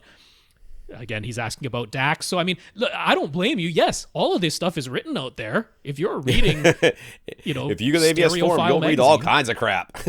There is oodles of this stuff out there. It's almost all entirely nonsense. And no, there is no reason. It's old wives' tales that have been told in the AV community for decades, and people still parrot them because when they do, they get positive reinforcement. Absolutely. And that positive reinforcement. And but this happens with new products too. And honestly, SVS was a huge recipient of this. When SVS first started and they were selling their cylinder subs with external amplification because it was they were a garage setup as well. back in those days. They did that for a while. Hue as well, right? HSU. That sort of, if you want good bass, you got to get SVS and that being parroted absolutely 100% made that company what it is. Now they have taken that and gone farther with it because there's been plenty of products that have come out that have suddenly got, the darlings of the forums for 6 months, and then everybody, enough people get it and go, you know what, I got it. It's not that great. I don't know what these people are talking about. And they don't get shouted down enough. Then suddenly people start listening and we go on. But these are the same sort of these things that you're reading probably are not only myths that have been out there since I was a kid, but I've probably repeated them when I first started because I didn't know any better. Yep, I did on forums because that was quote unquote knowledge. That was knowledge. That was fact. As far as I knew, because other people had said it and they were more experienced. They had 10,000 posts. Yeah. So they must know something. It's Stephen Colbert's truthy. It feels true. It's repeated a lot. But no, what I will say though, your new Paradigm speakers, they can take 250 watts continuously. They can take peaks up to easily 500 watts. That's what they spec, but they can probably take 1,000 for a really short amount of time.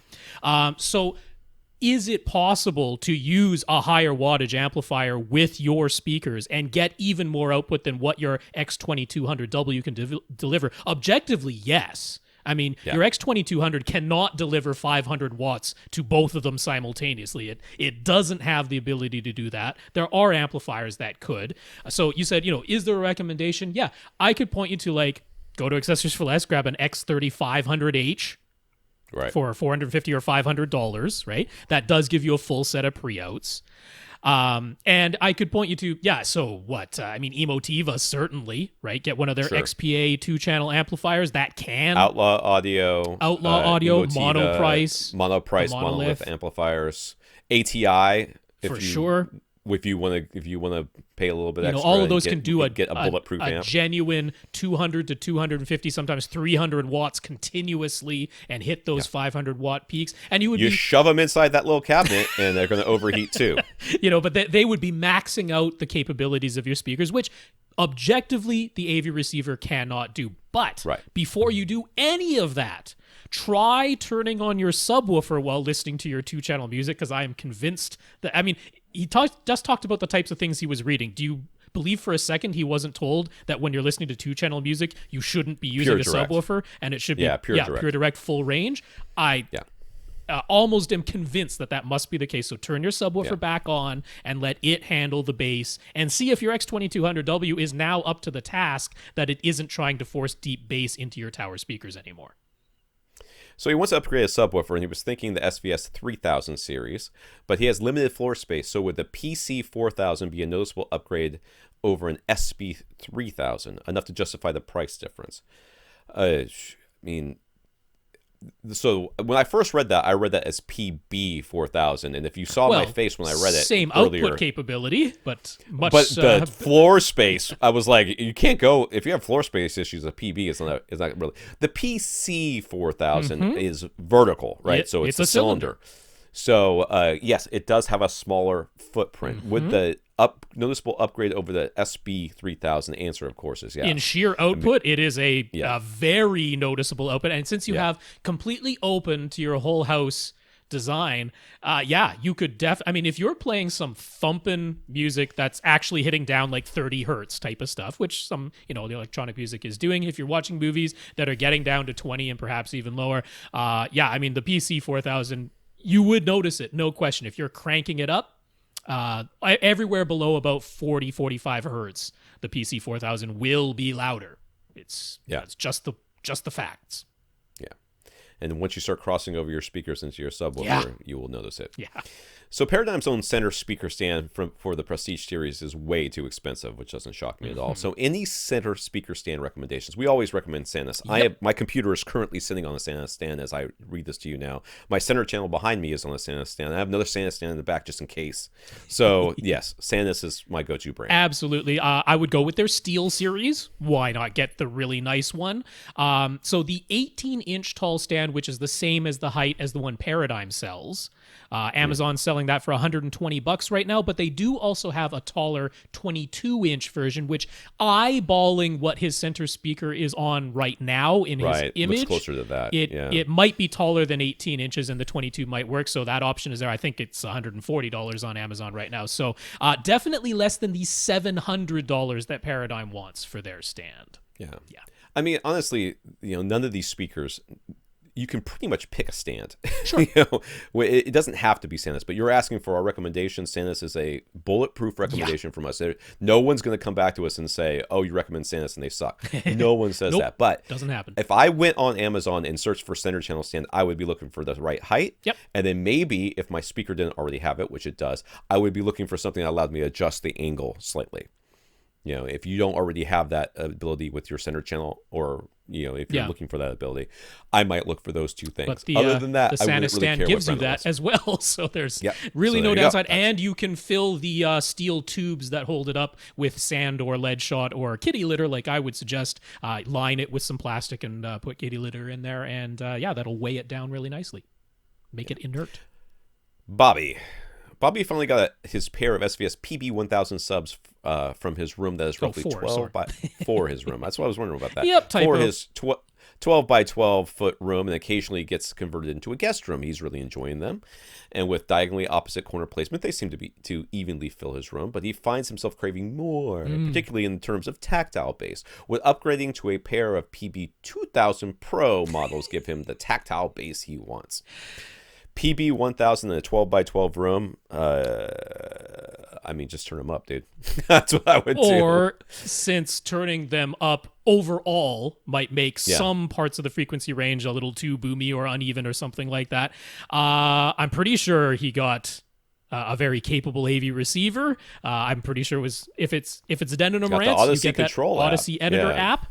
What you'd be looking to do if you want, I'm pretty sure maybe he's into car audio or something, or he just wants that. Right. It's kicking me in my back. It's thumping me in my chest. All right. All of that is pretty much, if you said 35 to 55 hertz, that would do it. It's right centered around 40 hertz is all of that real hit you in the chest stuff. You go into your editor app, or if you have a Yamaha, you can just do this manually, or you just put yourself a little boost in there. Start with 3 decibels. Maybe you increase it to 4 or 5, 6 if it's still not giving enough, but give yourself a little boost right in that 35 to 55 range, and that'll give you the kick you're looking for. The PB1000s have the output capability you need. You don't need to get larger, higher output subs. That's not the issue. You're just looking for something in the frequency response to be boosted a bit. Yeah, and the super low stuff, you're only going to get a couple of more hertz out of it. Yeah. You're not going to be getting that much more by going up into the. I'm pretty sure he's looking for that Pro. slam, that it just hit me in the chest. That's the 40 centered at 40 hertz. So most of his speakers are the Klipsch Reference R14 bookshelf model that uses a 4-inch woofer. He's been considering upgrading to the Reference Premier RP500, a higher series and larger 5.25-inch woofers. Would these be a worthwhile upgrade, or would upgrading his subs make a more audible difference? I don't think you need to upgrade any of this stuff. Yeah, you don't really need to upgrade anything. I will say though, I was reticent to say that. In fact, you know what? When we answer his next question, it's going to make it much easier. But the Reference Premier series is in my opinion, a nice upgrade to the entry-level reference series.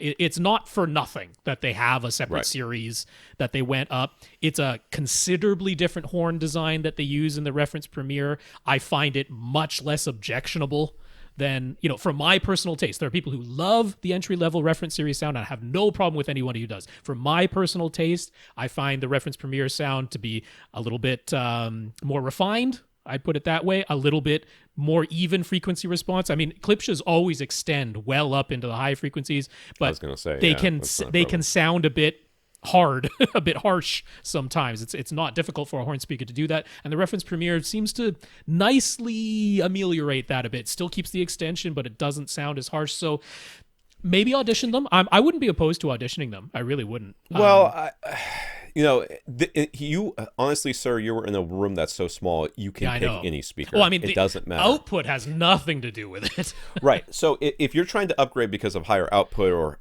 more bass or whatever, then I think you're going down the wrong path. Yeah. But if you're thinking I would like to get a speaker upgrade that has better sound, yes, you don't have to stick with clips. You don't. Number one. I would go out and start auditioning speakers. Like Rob said, the reference Premier is a better speaker. Yep. I mean, I'm okay with Rob saying that. I haven't heard them myself, so I can't comment. But there are plenty of really good speakers out there, and I would in highly, that price if you're range, looking for an upgrade, the most popular price range that there is of like the $500 to $600 per pair bookshelf speakers. There are so many. I mean, you know what I would tell you to do now, because you have a really nice system that you've put together, and you're already thinking, well, could it get even better? And it can. We've all been there. But I would turn this into a fun project and hobby now, Bobby. I would start auditioning speakers exactly like Tom says, because there's so much out there for you to experience, that you're starting from a really good place, and now you can make really informed comparisons. I would actually think of it this way. Instead of thinking I want an upgrade on my current speakers, I would think to myself, I want to get my forever speakers. And then don't think of price points. Don't think of, size issues. Just go out there and listen to everything until you get an idea of what your forever speaker sounds like. And it might be, you might go into some place and it's like, $20,000 a pair, and you're like, okay, I am never going to afford these things. That's never going to happen. But now I know what my forever speaker sounds like. Right. Let's keep auditioning until I find something that's close enough to that I know that has a price point that's more reasonable. It might take me 5 years to get there, but more reasonable for me to afford, and then buy those. Sure. Because I mean, there is nothing wrong with the gear you have right now. Nope. Nothing. You've got a really good platform and comparison, like a point of reference for all future comparisons. Right. You've done really well, and you don't need to upgrade any part of your audio system right now. Yeah, I agree. So he's using the Epson 8350 projector, and he wishes it had better black levels. His walls are painted gray, his ceiling is black, and he's using a pulled-down Elite Screens 92-inch white screen. He isn't ready to upgrade his projector just yet, so is there anything to do in this setup without spending money to make the black levels better? Would moving the projector farther back do anything? I mean, it would make it dimmer, but you would probably... Ever so slight. He was talking literally 1 or 2 feet, which would be imperceptible. I don't think that you would see anything. I mean... Make sure that you're blacking out the rest of the walls, but that's really not going to help your black levels unless you're having some sort of what did he say this is used for? Is it sometimes used for occasionally used as a guest room? I mean, if you don't have full light control, that's the best way to get your black levels. 100%. I mean, if you feel like I put blackout curtains over my windows and it gets really dark in here, but there's like a little bit of light that leaks around the edges of those curtains, which is really common. I mean, truly black it out. I mean, if you went from matte gray walls to matte black walls, that's not going to make this kind of difference. And the 8350 just inherently, does it have OLED-like black levels? No, it just doesn't. I mean, it's inherently the 8350 was never an ultra black projector to begin with. Just inherently, it does not have super deep black levels. I mean, the things people do to counteract that is to get a low gain or a gray screen. I mean, that's what part of those gray screens was about, to try and improve that. I wouldn't go down that path. What I would do I mean, he said since we're not letting him spend any money on speakers or subwoofers, Exactly. he's now got money to spend on a projector. that was just it. I mean, you said you don't want to upgrade your projector, but I think he had an eye towards upgrading his audio. I'm like, take all the money you were considering on spending on your audio and upgrade your projector. That would be the way to truly improve your black levels, assuming your room is truly blacked out, that it doesn't have any light leaking around your window or an ambient light source of some kind. Yeah. That's about the only thing you can It do. really is. I would not go down the route of getting a gray screen. I think that's just... I'm not in favor. I'm just saying that's what people do to try and compensate. All right. Ryan got an Epson 5050 UB projector, but its price means he's still using his OLED Sony receiver. That should be OLED? old. An E snuck in. See, I got typos you can see this why, week, dude. You can see why I let that one pass as I was reading it, because it's at the end of a line. There I is said such OLED a thing and as Sony OLEDs as well. I'm sorry about that. No, he got a 50-50 projector, and he spent all his money there. Okay, so he's still using his old Sony receiver that cannot pass through 4K. It's a Sony DH520 that was just meant to tide him over, but he's still going to be using it for a while. For his streaming services coming from an Amazon Fire TV stick, if he wants the 4K HDR video, he will have to plug it directly into the Epson. But then he wouldn't have any audio, so that's bad. So could he use one of those HDMI audio extractors and send the optical audio output from that to a Sony receiver? He's completely fine with the audio being only 5.1 Dolby Digital, since I'm sure that's all his receiver can handle anyways. Probably. And probably all the speakers he has as well. Okay, so he's got a new projector, a very old receiver, and he wants to be able to get everything to everything. So yeah, he wants the 4K HDR video going to the projector, and he separately send the audio somehow to his AV receiver. Yeah, I mean, if you've got an audio switch that can extract the HDMI audio and send it, then that's the way to but you're still be spending money. I mean, some, but they're quite inexpensive. They're like $40, $45. So I like the ones either from Sewell or a Monoprice Blackbird. Those are the ones I'd point you to, but there are oodles of these that are available, and they all work pretty well these days.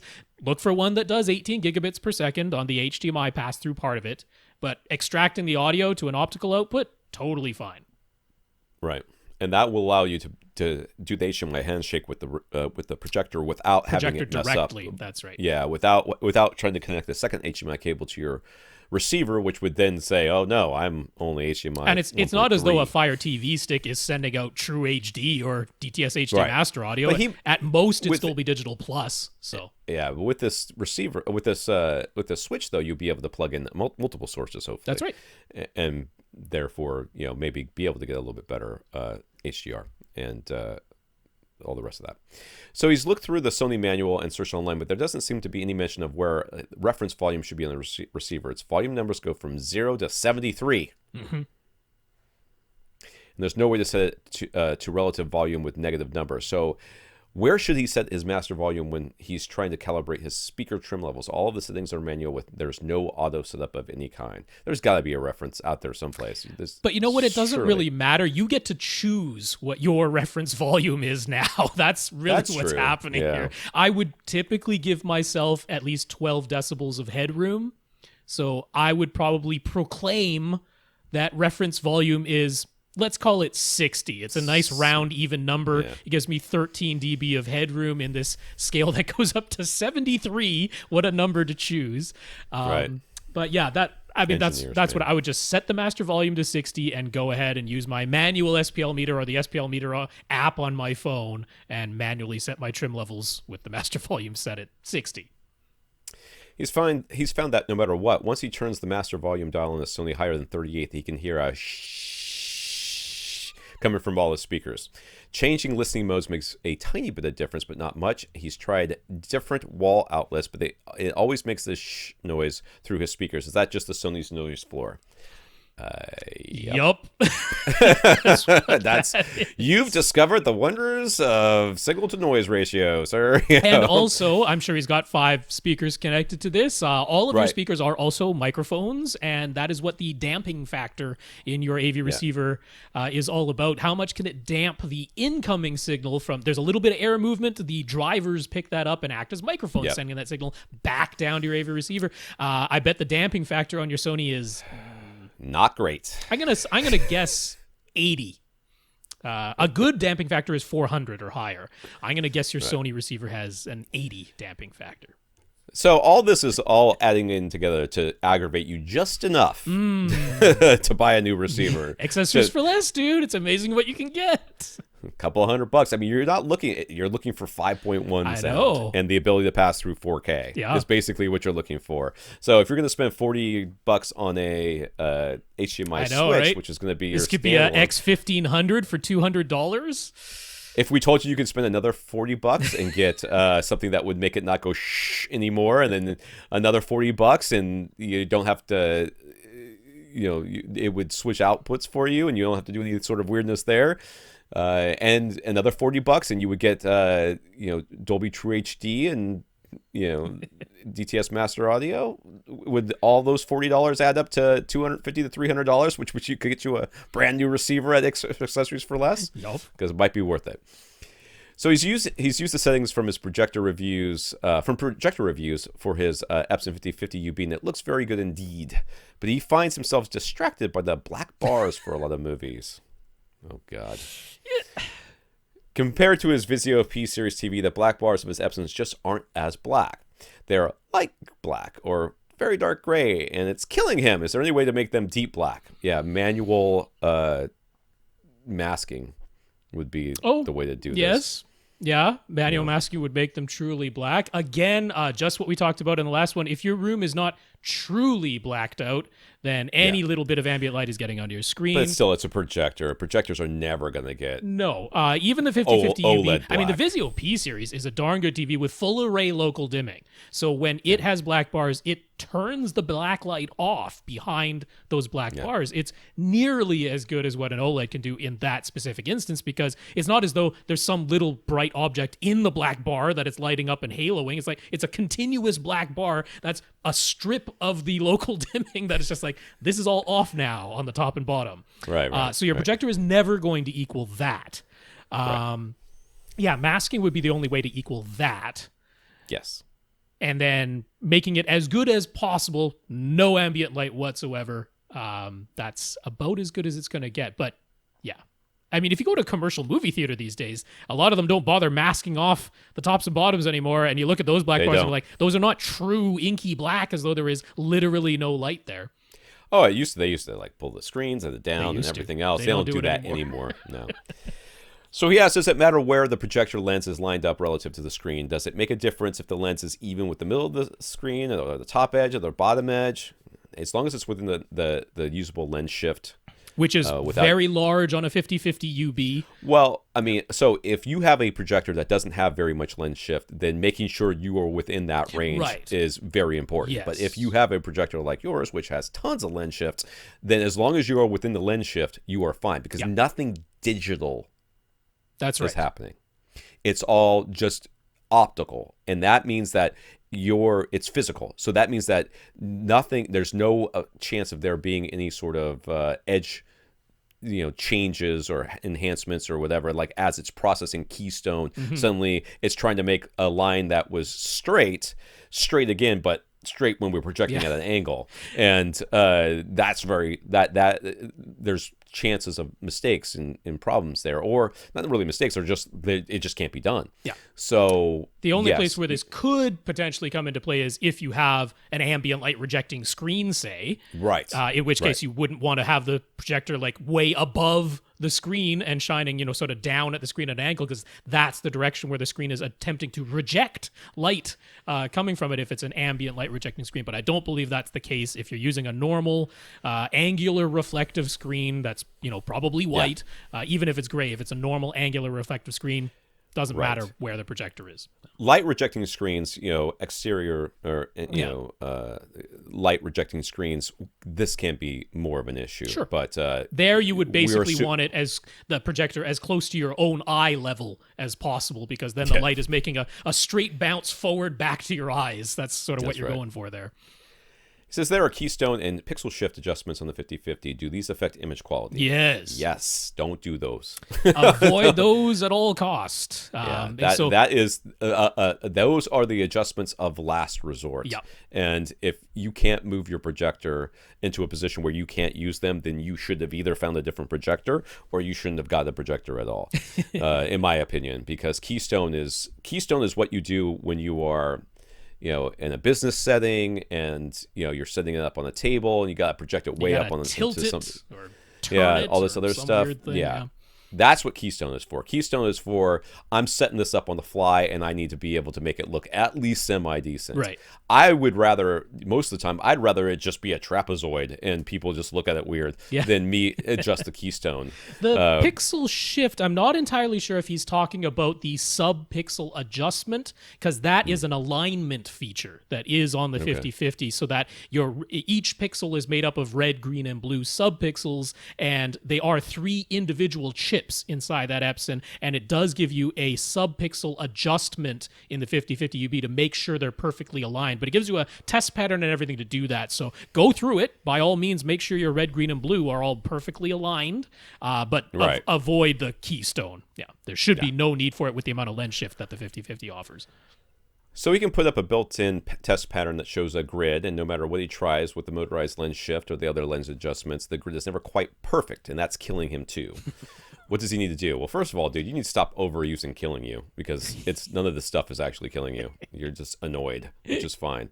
But if you're looking at the YouTube video, you'll see the image that he's putting up, and this is a standard image that you put up on that almost every projector will put up there in order for you to line up the edges of the screen with the image that you're going to put up there. And there's a little bit of overshoot usually inherent in this, but you're trying to get the white box to be right inside the or I mean, I guess you could do it right outside onto the black of your frame masking, the frame masking right there. And this looks really good. I don't know what this problem is. All right, so if you were able to blow up this image that you're not going to see it in the image that I show on YouTube, you might be able to see it, but you know what you need to, so I don't know if your ceiling mount allows you to do this. I'm pretty sure he said it was ceiling mounted. But you need to ever so slightly adjust the, what is that called? Well, it's like the lowering the left-hand side, raising the right-hand side. Okay. The roll, I guess that would be, right? Yeah. That is, it's physically your projector. There's nothing that the lens shift or anything can do about this. Your projector is physically not perfectly aligned, not perfectly level, or maybe your projector is perfectly level, but your frame, your projection screen is not perfectly level. It needs to be rotated ever so slightly. I can. Is there a little bit of blue on the? Is that what his problem is? I'm trying to figure out what the problem is here, because I don't see it. Well, if you could see the left edge, it's like the white line is like ever so slightly in at the top of the frame on the left-hand side, and then the white edge is right against the frame at the bottom of the left-hand side. So that's what I mean. If you were to just rotate the projector left side down, like I'm talking a smidgen of a centimeter here, because remember how much all of this gets amplified by projection, right? This image is way bigger than the chip inside the projector, so a tiny amount of movement means a considerable amount of movement up on the screen with a projected image. But this is literally the physical alignment of your projector on its mount. This is why I love the Peerless or Chief brand mounts that give you these little worm gears for all 3 axes, so that you can really finely tune the alignment. If you go for a cheap mount, you won't have those, and that's what you're paying for with, say, the Peerless mount that I love so much. So are there any settings in the projector that reduce its lifespan? Does setting the lamp to high hurt anything? Do any of the image enhancement settings impact the projector's lifespan? Setting your lamp to high will reduce the lifespan of the lamp. Yes, it is running hotter and brighter, and it will die sooner. The image, and most of the times, it's not necessary, okay? Unless you are sitting super far, your projector is way at the end, or even beyond its recommended range to the screen. But by default, in HDR mode, it does kick into high lamp mode. That by default, it does that. So high lamp mode will reduce it. Edge enhancement shouldn't. I mean, I can't imagine what image enhancement you would use. I mean, there's the other thing is like one of the things is depending on the picture mode you use, it puts a physical color filter in front to give you the true DCI P3 color. But of course, since it's a physical color filter, that reduces your light. So sometimes people to counteract that put it into a higher lamp mode. Well, it's still the higher lamp mode that's making the difference, not the filter. Right. Yeah. This is a 50/50 UB that can wobble its native 1080p panel so that each pixel is used twice per frame to give you pseudo higher resolution. Not true 4K, but like 4 million pixels instead of 2, and not the 8 million pixels of 4K resolution. But it is wobbling the panel, and that is a physical thing that I think that would ever... I really don't think that would do anything. Mostly it's the lamp. The lamp mode, putting it in high lamp mode, does mean the lamp will burn out faster. That's just a fact. But other than that, the rest is fine. So how difficult is it to replace the 50/50 UB's lamp? I don't know. Not difficult at all. No. Usually it's just a... It's one Philips head screw and a little tab that you pull down that opens up the hatch. I think there's a... Don't touch the new lamp. With your fingers, no. Never touch the new lamps. No, if they don't give you white white gloves or whatever, get something clean, very clean. Get some fresh white gloves. That's what you want to touch that with. Yeah. Tom, not me, different dude. Tom got one of the new Ascend Acoustic Sierra Duo center speakers. Nice. Its form factor is just what he needed. He's coming from Ascend CBM 170 SE speakers, which he's enjoyed, and they blended very well with this PC13 Ultra Sub. He'll move the 170s to surround duty, and he's looking for new front, left, and right bookshelf speakers. So should he go with the regular Sierra 2s or the newer Sierra 2 EX? He sits about 10 feet from his speakers, and he'll continue using an 88 Hertz crossover to his SVS sub. So does a fancy new woofer in the EX do anything for him, or can he save a few dollars and not lose any performance with the regular Sierra 2s? First of all, I didn't know that there was an EX. So what's the EX mean? So the EX it's a different woofer and a different crossover. Of course, same tweeter, same cabinet, but new woofer, new crossover. It's got a phase plug in this new woofer. Ooh, sexy. It's almost entirely about getting the speaker to play a bit lower down into the bass. Okay. As a result, its efficiency is like 1 decibel higher, but really only because it's outputting lower frequencies than the original Sierra 2. Power handling is about the same. Output is ever so slightly higher in the EX model. You don't need 10 feet away. you don't need any of that. You can save the money, go with the regular Sierra 2. You don't need the extra. So as much as I love Dave Fabricant's speaker designs and agree with almost everything he does in speaker design, he is still someone who, like, I want full range speakers if I can have them, and we part ways on that. I don't even want full range speakers, but he still holds it as sort of an ideal that if he could have full range speakers, he would. So the Sierra 2s were never bass heavy at all, and he was like, "Hey, this new woofer lets me extend even deeper. You don't need that regular Sierra 2." Will was happy with our previous recommendations to him for a BenQ HT3550 projector and the Marantz SR6011. So for his 4K projector upgrade, he took our recommendations again and got himself a BenQ HT3550 and a Panasonic UB420 Ultra HD Blu-ray player. He'll use that player plus a TiVo Bolt and an Apple TV 4K as his sources. Boy, I haven't heard the words TiVo Bolt in a while. It's been a while. His room is completely light controlled, but the walls and ceilings are white. Could we suggest the best settings for his new BenQ, his Apple TV 4K, and his Panasonic UB420? Wow, it is white. White walls for sure. White ceiling. Carpet on the floor. Light color, but not quite white. Light color, but not white. Yes. He's got quite a lovely collection of discs going on there over to the side of his room. But this might be CDs too. CDs in the back. I think so. And then definitely Blu-rays, that's for sure. Yeah. And a nice rack holding all of his gear. So a lovely setup. I really quite like that. And you're in luck, or rather, I'm in luck answering this question because this is a lot fewer settings to go through than last week's settings bonanza. Because that BenQ HT3550, one of the reasons I love it is out of the box. It is really close to accurate. Could it get theoretically even a bit better with a professional calibration? Of course it could. But you know what? When you're watching SDR, if you put it in cinema mode, you're done. There's like nothing else to do. It's really close to perfect Rec 709 color right away. And for HDR, if you put it into D Cinema, it activates the color filter that gives you full DCI-P3 color, and you're done. It tone maps really, really well if the signal is coming in at 1000 nits. And guess what your Panasonic UB420 is set to do out of the box as soon as you turn HDR Optimizer on? It puts everything out at 1000 nits. So this is perhaps the easiest settings ever. Choosing your picture mode, that's about it. But yeah, this is one of the reasons I love recommending these, because it makes it so easy for the user. There's almost nothing for you to adjust. The only other thing is in the Panasonic, I think you actually have to turn on 24 hertz support. So go ahead and do that, because that'll give you judder-free images. Isn't that lovely? Apple TV 4K, for once, I'm actually going to refer back to last week, because instead of going through all those settings again, I went through them twice last week. So listen to the Apple TV 4K settings there. But again, not a whole lot to do. Andrew on Twitter. Andrew upgraded his Denon S720W with Audyssey Multi-Q to X3600H with XT32. So he's got the best Audyssey. When he used the Audyssey Editor App to compare the results, the aftergraph for the 3600H with the XT32 looks way smoother.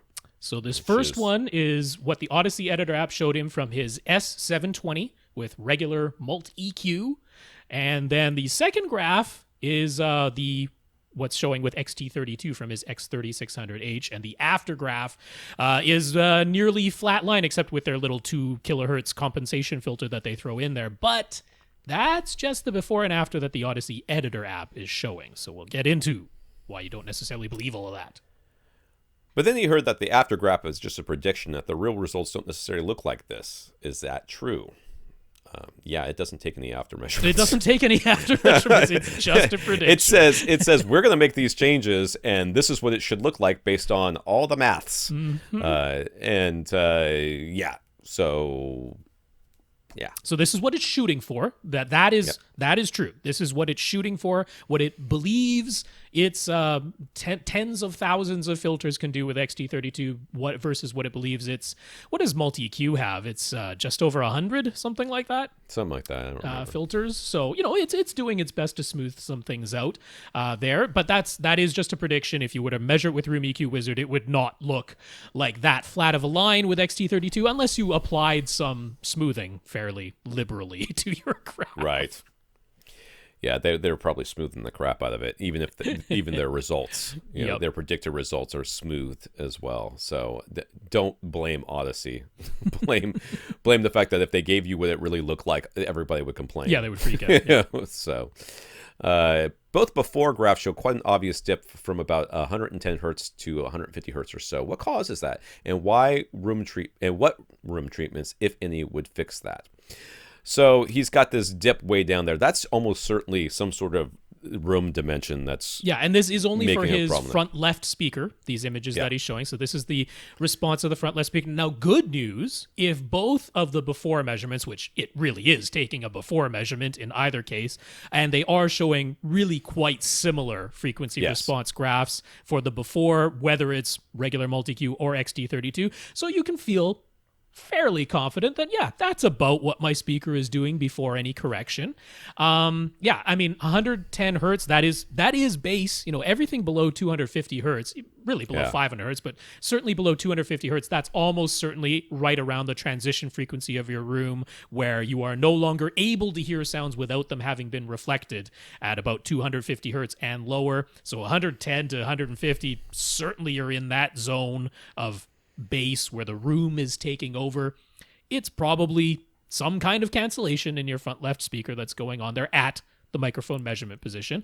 What can help you with that? Thick acoustic treatments can help you in this region. Ones that are about, let's see, if they're about 4 inches thick with a 2-inch air gap, or about 6 inches thick without an air gap, that's the sort of thickness you need to start getting down to below 200 hertz-ish.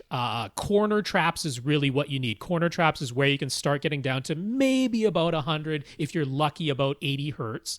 And you're still in the region where you're certainly within the crossover between what the speaker is playing and the subwoofer is playing. Yeah. You know, the subwoofer is rolling off beginning at 80 going up, but it's still playing sound at 100, 150 hertz. So the combination of what your subwoofers are doing with what your speakers are doing, that might take care of this all on its own. You're only seeing one speaker playing in these measurements. So there's a chance that just having your subwoofers playing at the same time as your front left speaker would actually nullify this. But if it doesn't, or if it actually makes it worse when the subwoofer's turned on, which is a possibility, having corner bass traps as thick as you can is it can affect this range of frequencies. That's exactly what our corner bass traps are for, is for that crossover region between the speakers and subs that can be problematic. All right, Infinite Gary. Any opinions on the current Outlaw audio speakers, the sealed Diapolito array, LCRv2, that they say can be used as a horizontal sender, $600 each, and the ported BLSv2 bookshelf, which is $700 a pair. I didn't know about these. I didn't get this far down. Let's be honest, I didn't read any. Yeah, no, these are the questions before. These are the V2, which actually came about as a result of the OEM for Outlaw that made their version 1 speakers. I forget if they got bought out or went under or whatever it was, but they lost their OEM. So they brought Joe Dapolito out of retirement, because he was retired. They brought him out of retirement to have one more go at putting together a version 2 of these speakers for them. Now, Audioholics did review them. They reviewed these new V2s. I haven't heard them in person. No, we haven't heard them. Given that they are designed by Joe himself, I would be kind of surprised if they didn't sound like a Joe Dapolito speaker, which is not a bad thing, which is a good thing. Definitely not. It's a very good thing. He goes for very neutral sound, very wide, even horizontal dispersion, not necessarily vertical. That was the whole point of the Dapolito array, was to contain the vertical dispersion and have very wide, even. And he almost always has gone for soft dome tweeters that are very inoffensive, maybe with the slightest bit of roll off in the highest frequencies, which is exactly what they measured over at Audioholics. Nothing surprising about these whatsoever, and I would expect them to sound very neutral, very true to the signal, and in a word, inoffensive in any way. I wouldn't expect them to sound harsh or anything like that unless they were completely overdriven to ridiculousness. Right. So the Diapolito array, where you have a woofer, tweeter, woofer, turning it on its side, basically. So if it's vertical for the LCR, then you're going to get wide horizontal dispersion on the tweeter, which is what we're looking at here. But if you turn it on its side, then you get wide vertical dispersion, which is not a terrible thing to have in a center channel. Right. So except if you have a wide seating area. Right. And, so that'd be the only real issue that we would see with these speakers. And that's exactly what Audioholics measured. They're like, turning this horizontal, it's once you start going off axis to the left and right, they're like, it's basically a different speaker at that point. So I'm not in favor of Outlaw saying, go ahead and turn this horizontal because it looks good, turned horizontally. As I said, I'm like, if you can, keep it vertical. I'm a little bit surprised to see a mix of a sealed Dapolito array design with a regular two-way, just tweeter one woofer ported bookshelf. Right. I'm not exactly sure how that's going to mesh perfectly when using them all together. But, I mean, there's nothing about these speakers that would make me go, oh, these are going to sound bad. I'm like, no, they're going to sound like Joe Dapolito speakers, which are good speakers. Right. And if you're looking at these speakers and thinking, those LCRs are something I would want, and I sit in an A seat and I don't care what everybody else's seats sound like, then, or the other people who listen aren't going to care. Yes. Then there's no reason why you couldn't use one of the LCRs as a center. Just know that the left to right dispersion is going to change quite significantly if you the sound. Put it horizontally. Yes. So Gary was playing a live concert disc, and it said the soundtrack is 5.0. His Anthem pre-pro confirmed the incoming signal is 5.0, not 5.1. Does that impact how the pre-pro handles outputting the low frequencies to his speakers and subs? Should some different listening mode be used, or since this was a DTS concert disc, should he just use a regular DTS listening mode? I would never use anything other than a DTS or Dolby listening mode for me. I mean, I don't like rock concert mode or whatever it is.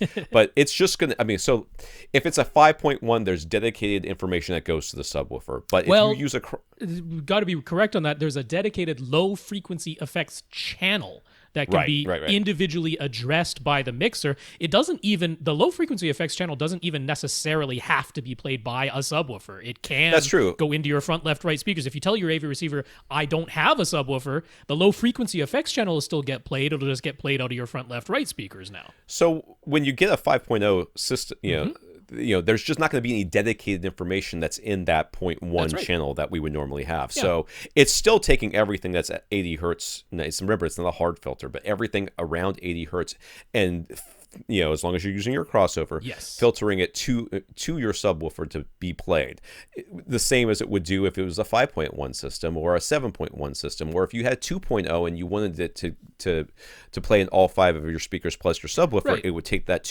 information, those 2 channels, spread it out, all the, you know, based on algorithms, you know, spread it out to all 5 of your speakers, plus cut off the bottom end and send all that to your sub. Yeah, it's all the same thing. I'm certain these are 5 full range channels that they've used on this concert disc.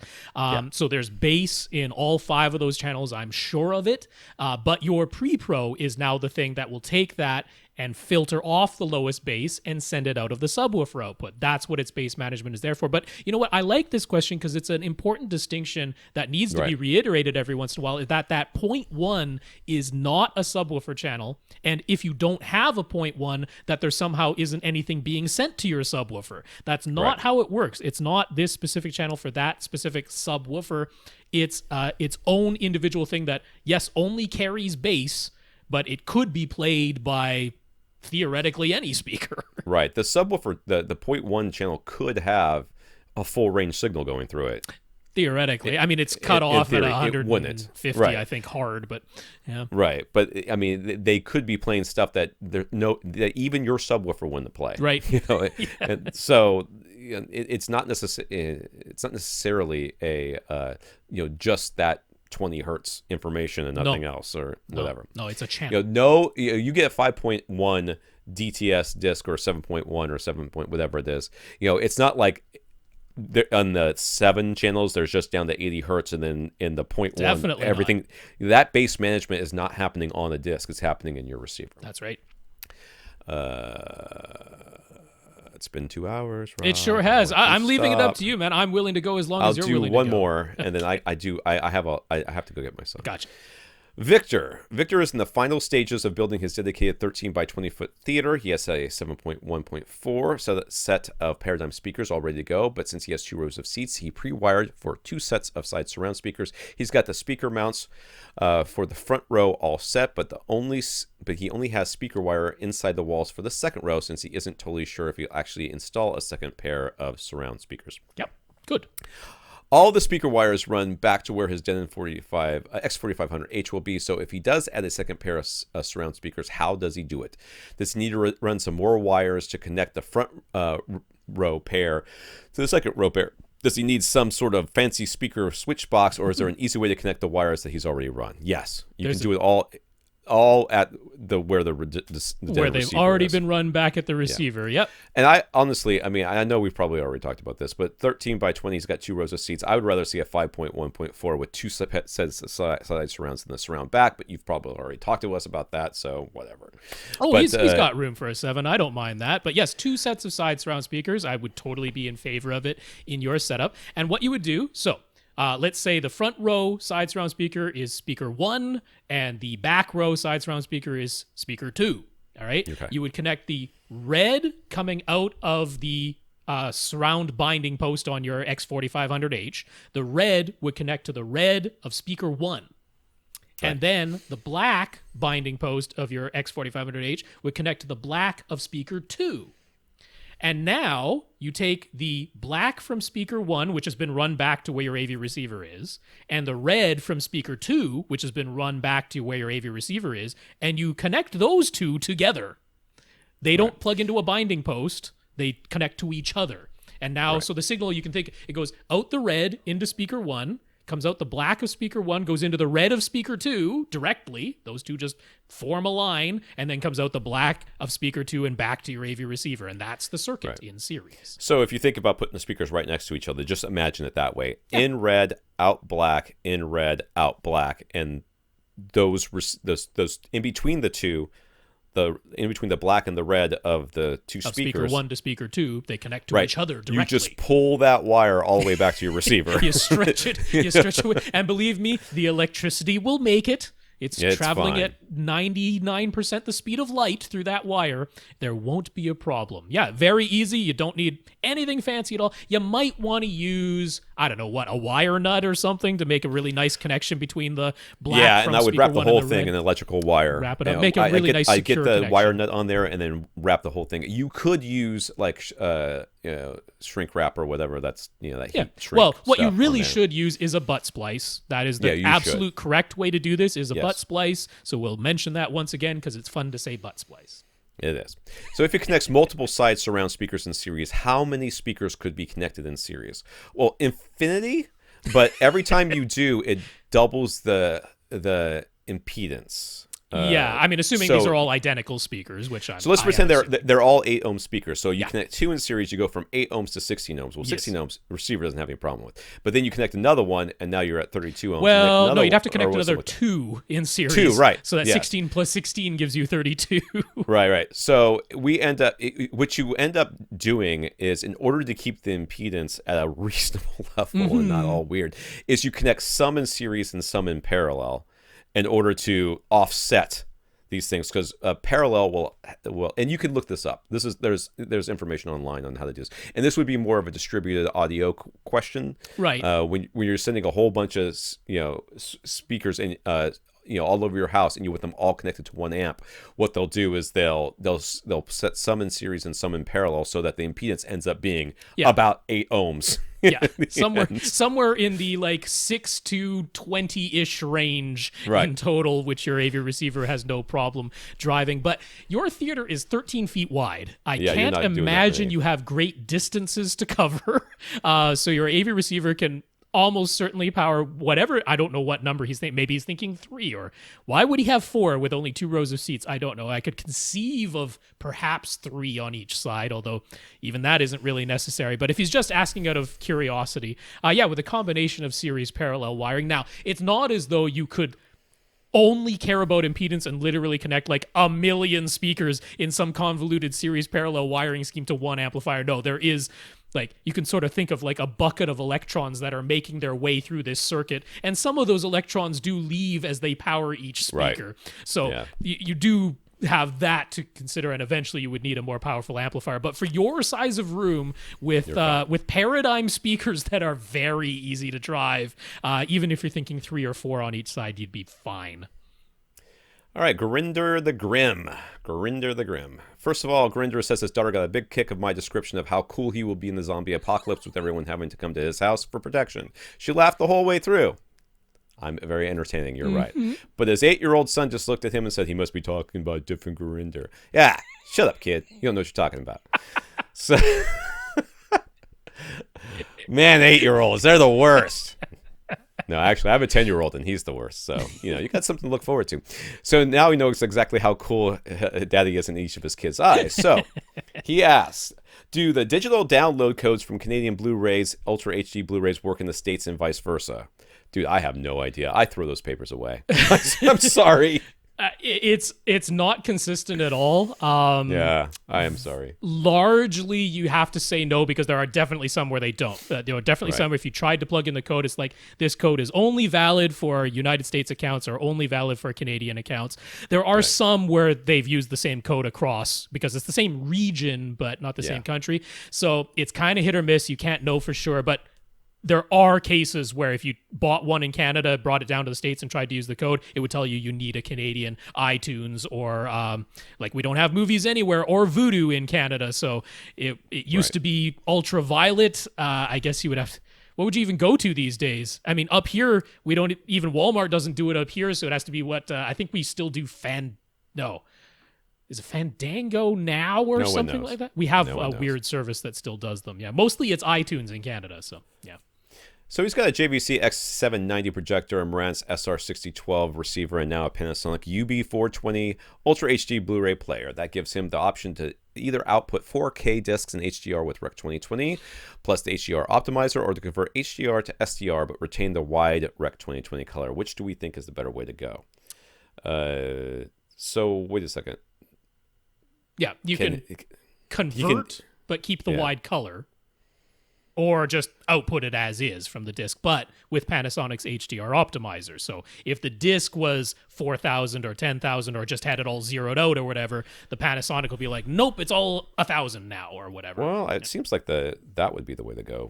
It is, since you have the HDR optimizer. So the X790 is like, it's not as good with HDR as the newest JVC genuine 4K projectors that analyze the signal frame by frame, which I love that they do that now. The X790 doesn't have that. It basically treats all HDR the same, with the same tone mapping inside of the JVC X790 projector itself. So with the old players that didn't have Panasonic's HDR optimizer, it could be inconsistent from disc to disc. Some discs would look really dark, some discs would look as they should, and it was inconsistent. But since you got a Panasonic player with HDR optimizer, go ahead and send out HDR.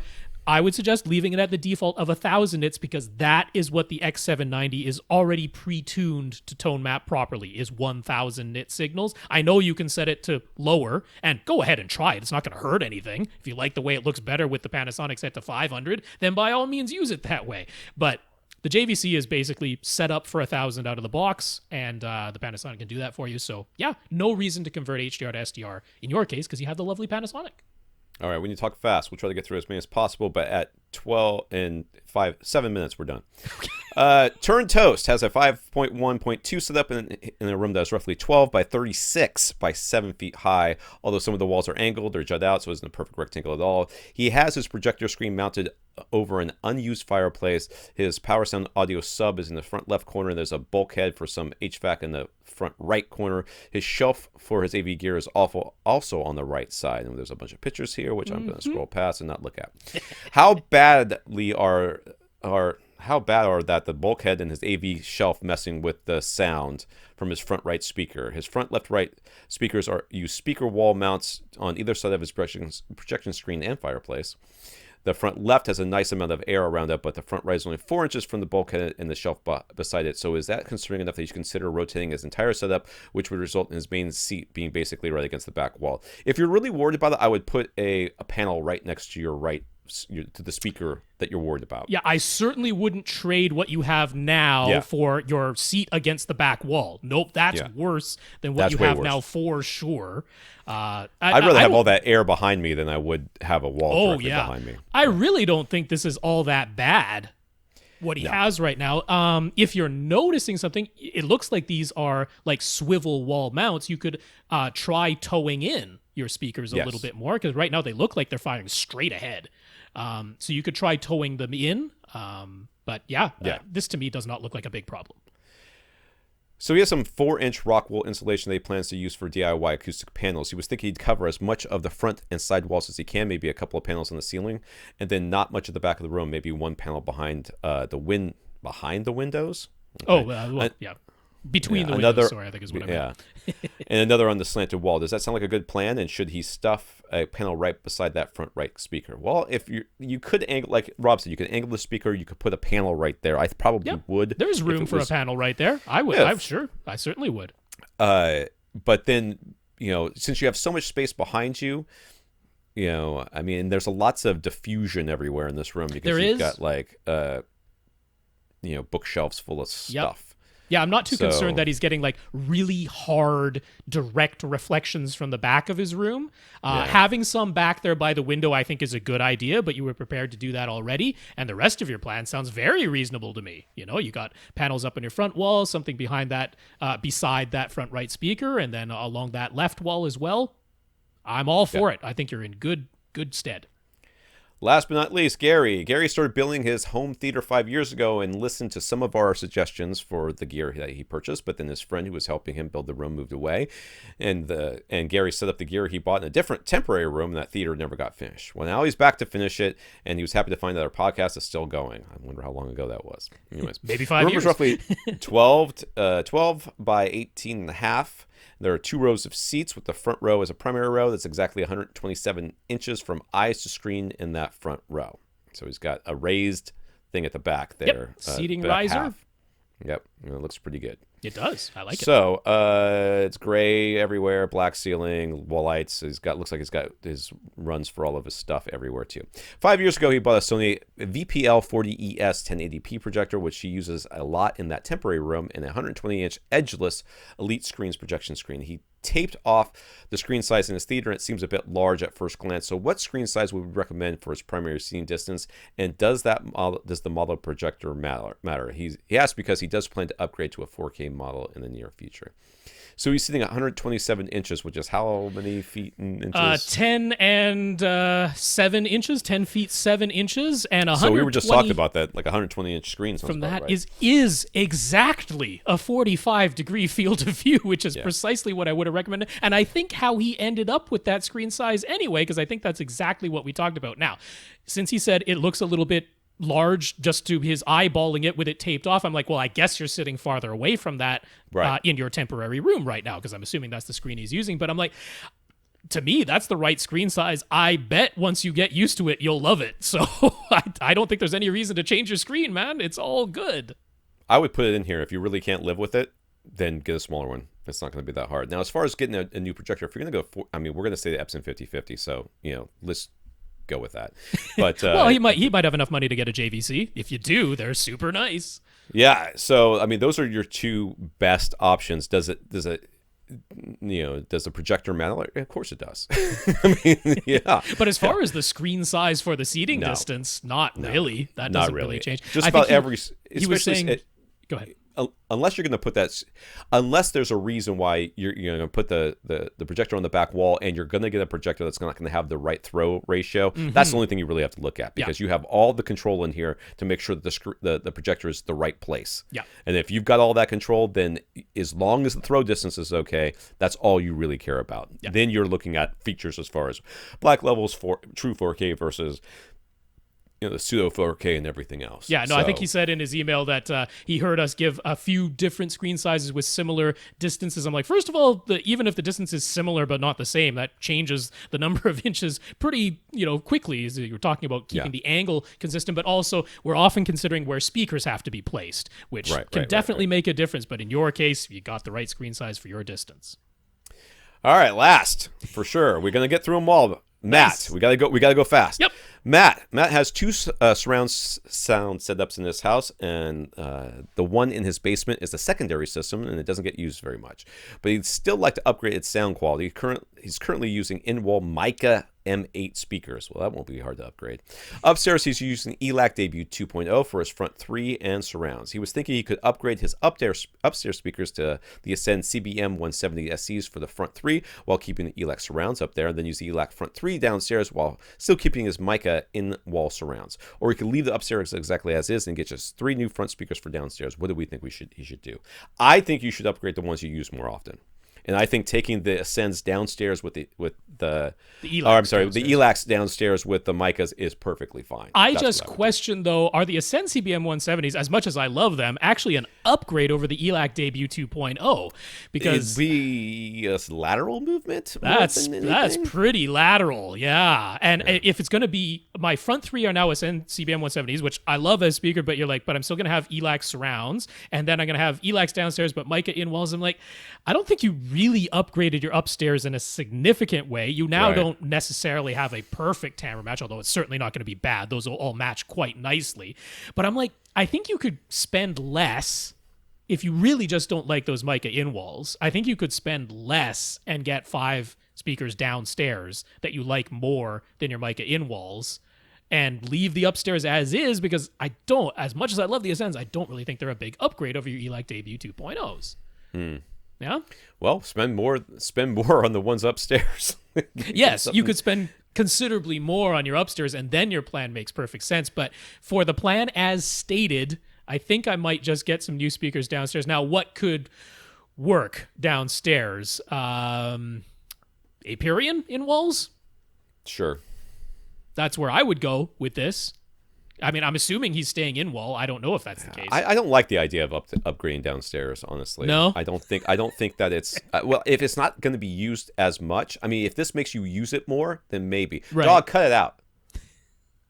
You can hear me. I know you can hear me. Oh, she's such a pet girl. There she goes. So I would if you're going to be able to use your downstairs more because you upgrade the speakers downstairs, fine. But if you rarely use downstairs, why are you worrying about upgrading them? I would only upgrade the speakers that I know I'm going to use the most. And then whatever was left over, I would throw downstairs and not worry about it.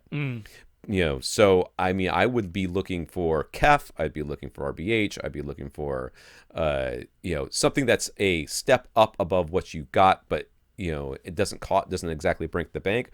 Or I would just keep saving until I could get something that was a lot more expensive. I mean, the ELAC Debut 2.0s, those are good speakers. Those are very nice that'll speakers. Compare with anybody else's, like in their price range. lower tier type of speaker in that similar price range. So unless it's going to be a sizable upgrade upstairs, I don't see much reason for swapping out those. And I think if you went with something from Aperion downstairs, even if it was like 3 of their satellite speakers, because you're going to do like an on-wall type of setup. I mean, I'm assuming if he was willing to move his ELACs from upstairs to downstairs, it doesn't have to be in walls. But I think Aperion's a great way to go here, no matter what, whether you want in walls or satellites that you can mount on the wall. That'll sound better. I get NHT would be another option too, right? Yes. All right, let's Merry Christmas, everybody. Merry Christmas, Happy New Year too, we better say, because we won't be back live answering questions until the first full week of 2020. And everybody get ready to hear Rob all stressed out because we got so many questions when we get back, but that's fine. We can't wait to answer them. I'm prepared. So I'm super happy we got through all these. Awesome. Thank our listeners of the week. We're going to thank Michael and Rohan for going to avrant.com and clicking on the Buy Us a Cup of Coffee link.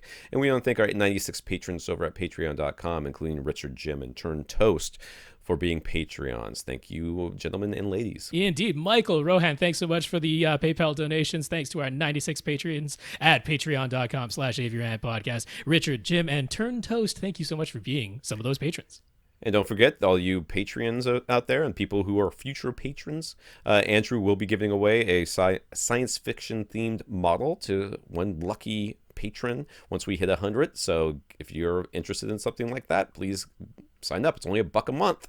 And we want to thank James House of Cards for talking us up to Parts Express, and Tom K for sending Rob a gift card. Absolutely, James. How's it, guys? Thank you for coming back once again and continuing to support the podcast, talking us up. And Tom, thanks so much for the gift card. I really appreciate it. For AVRant, I'm Tom Andry. And I'm Rob H. Now go out and listen to something.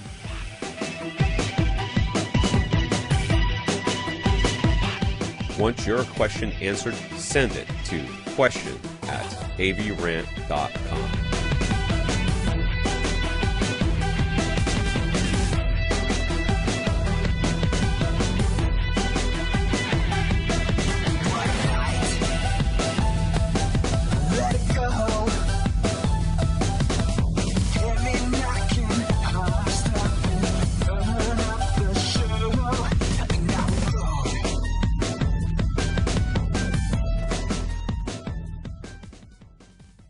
This is AVRant. Now go out and listen to something.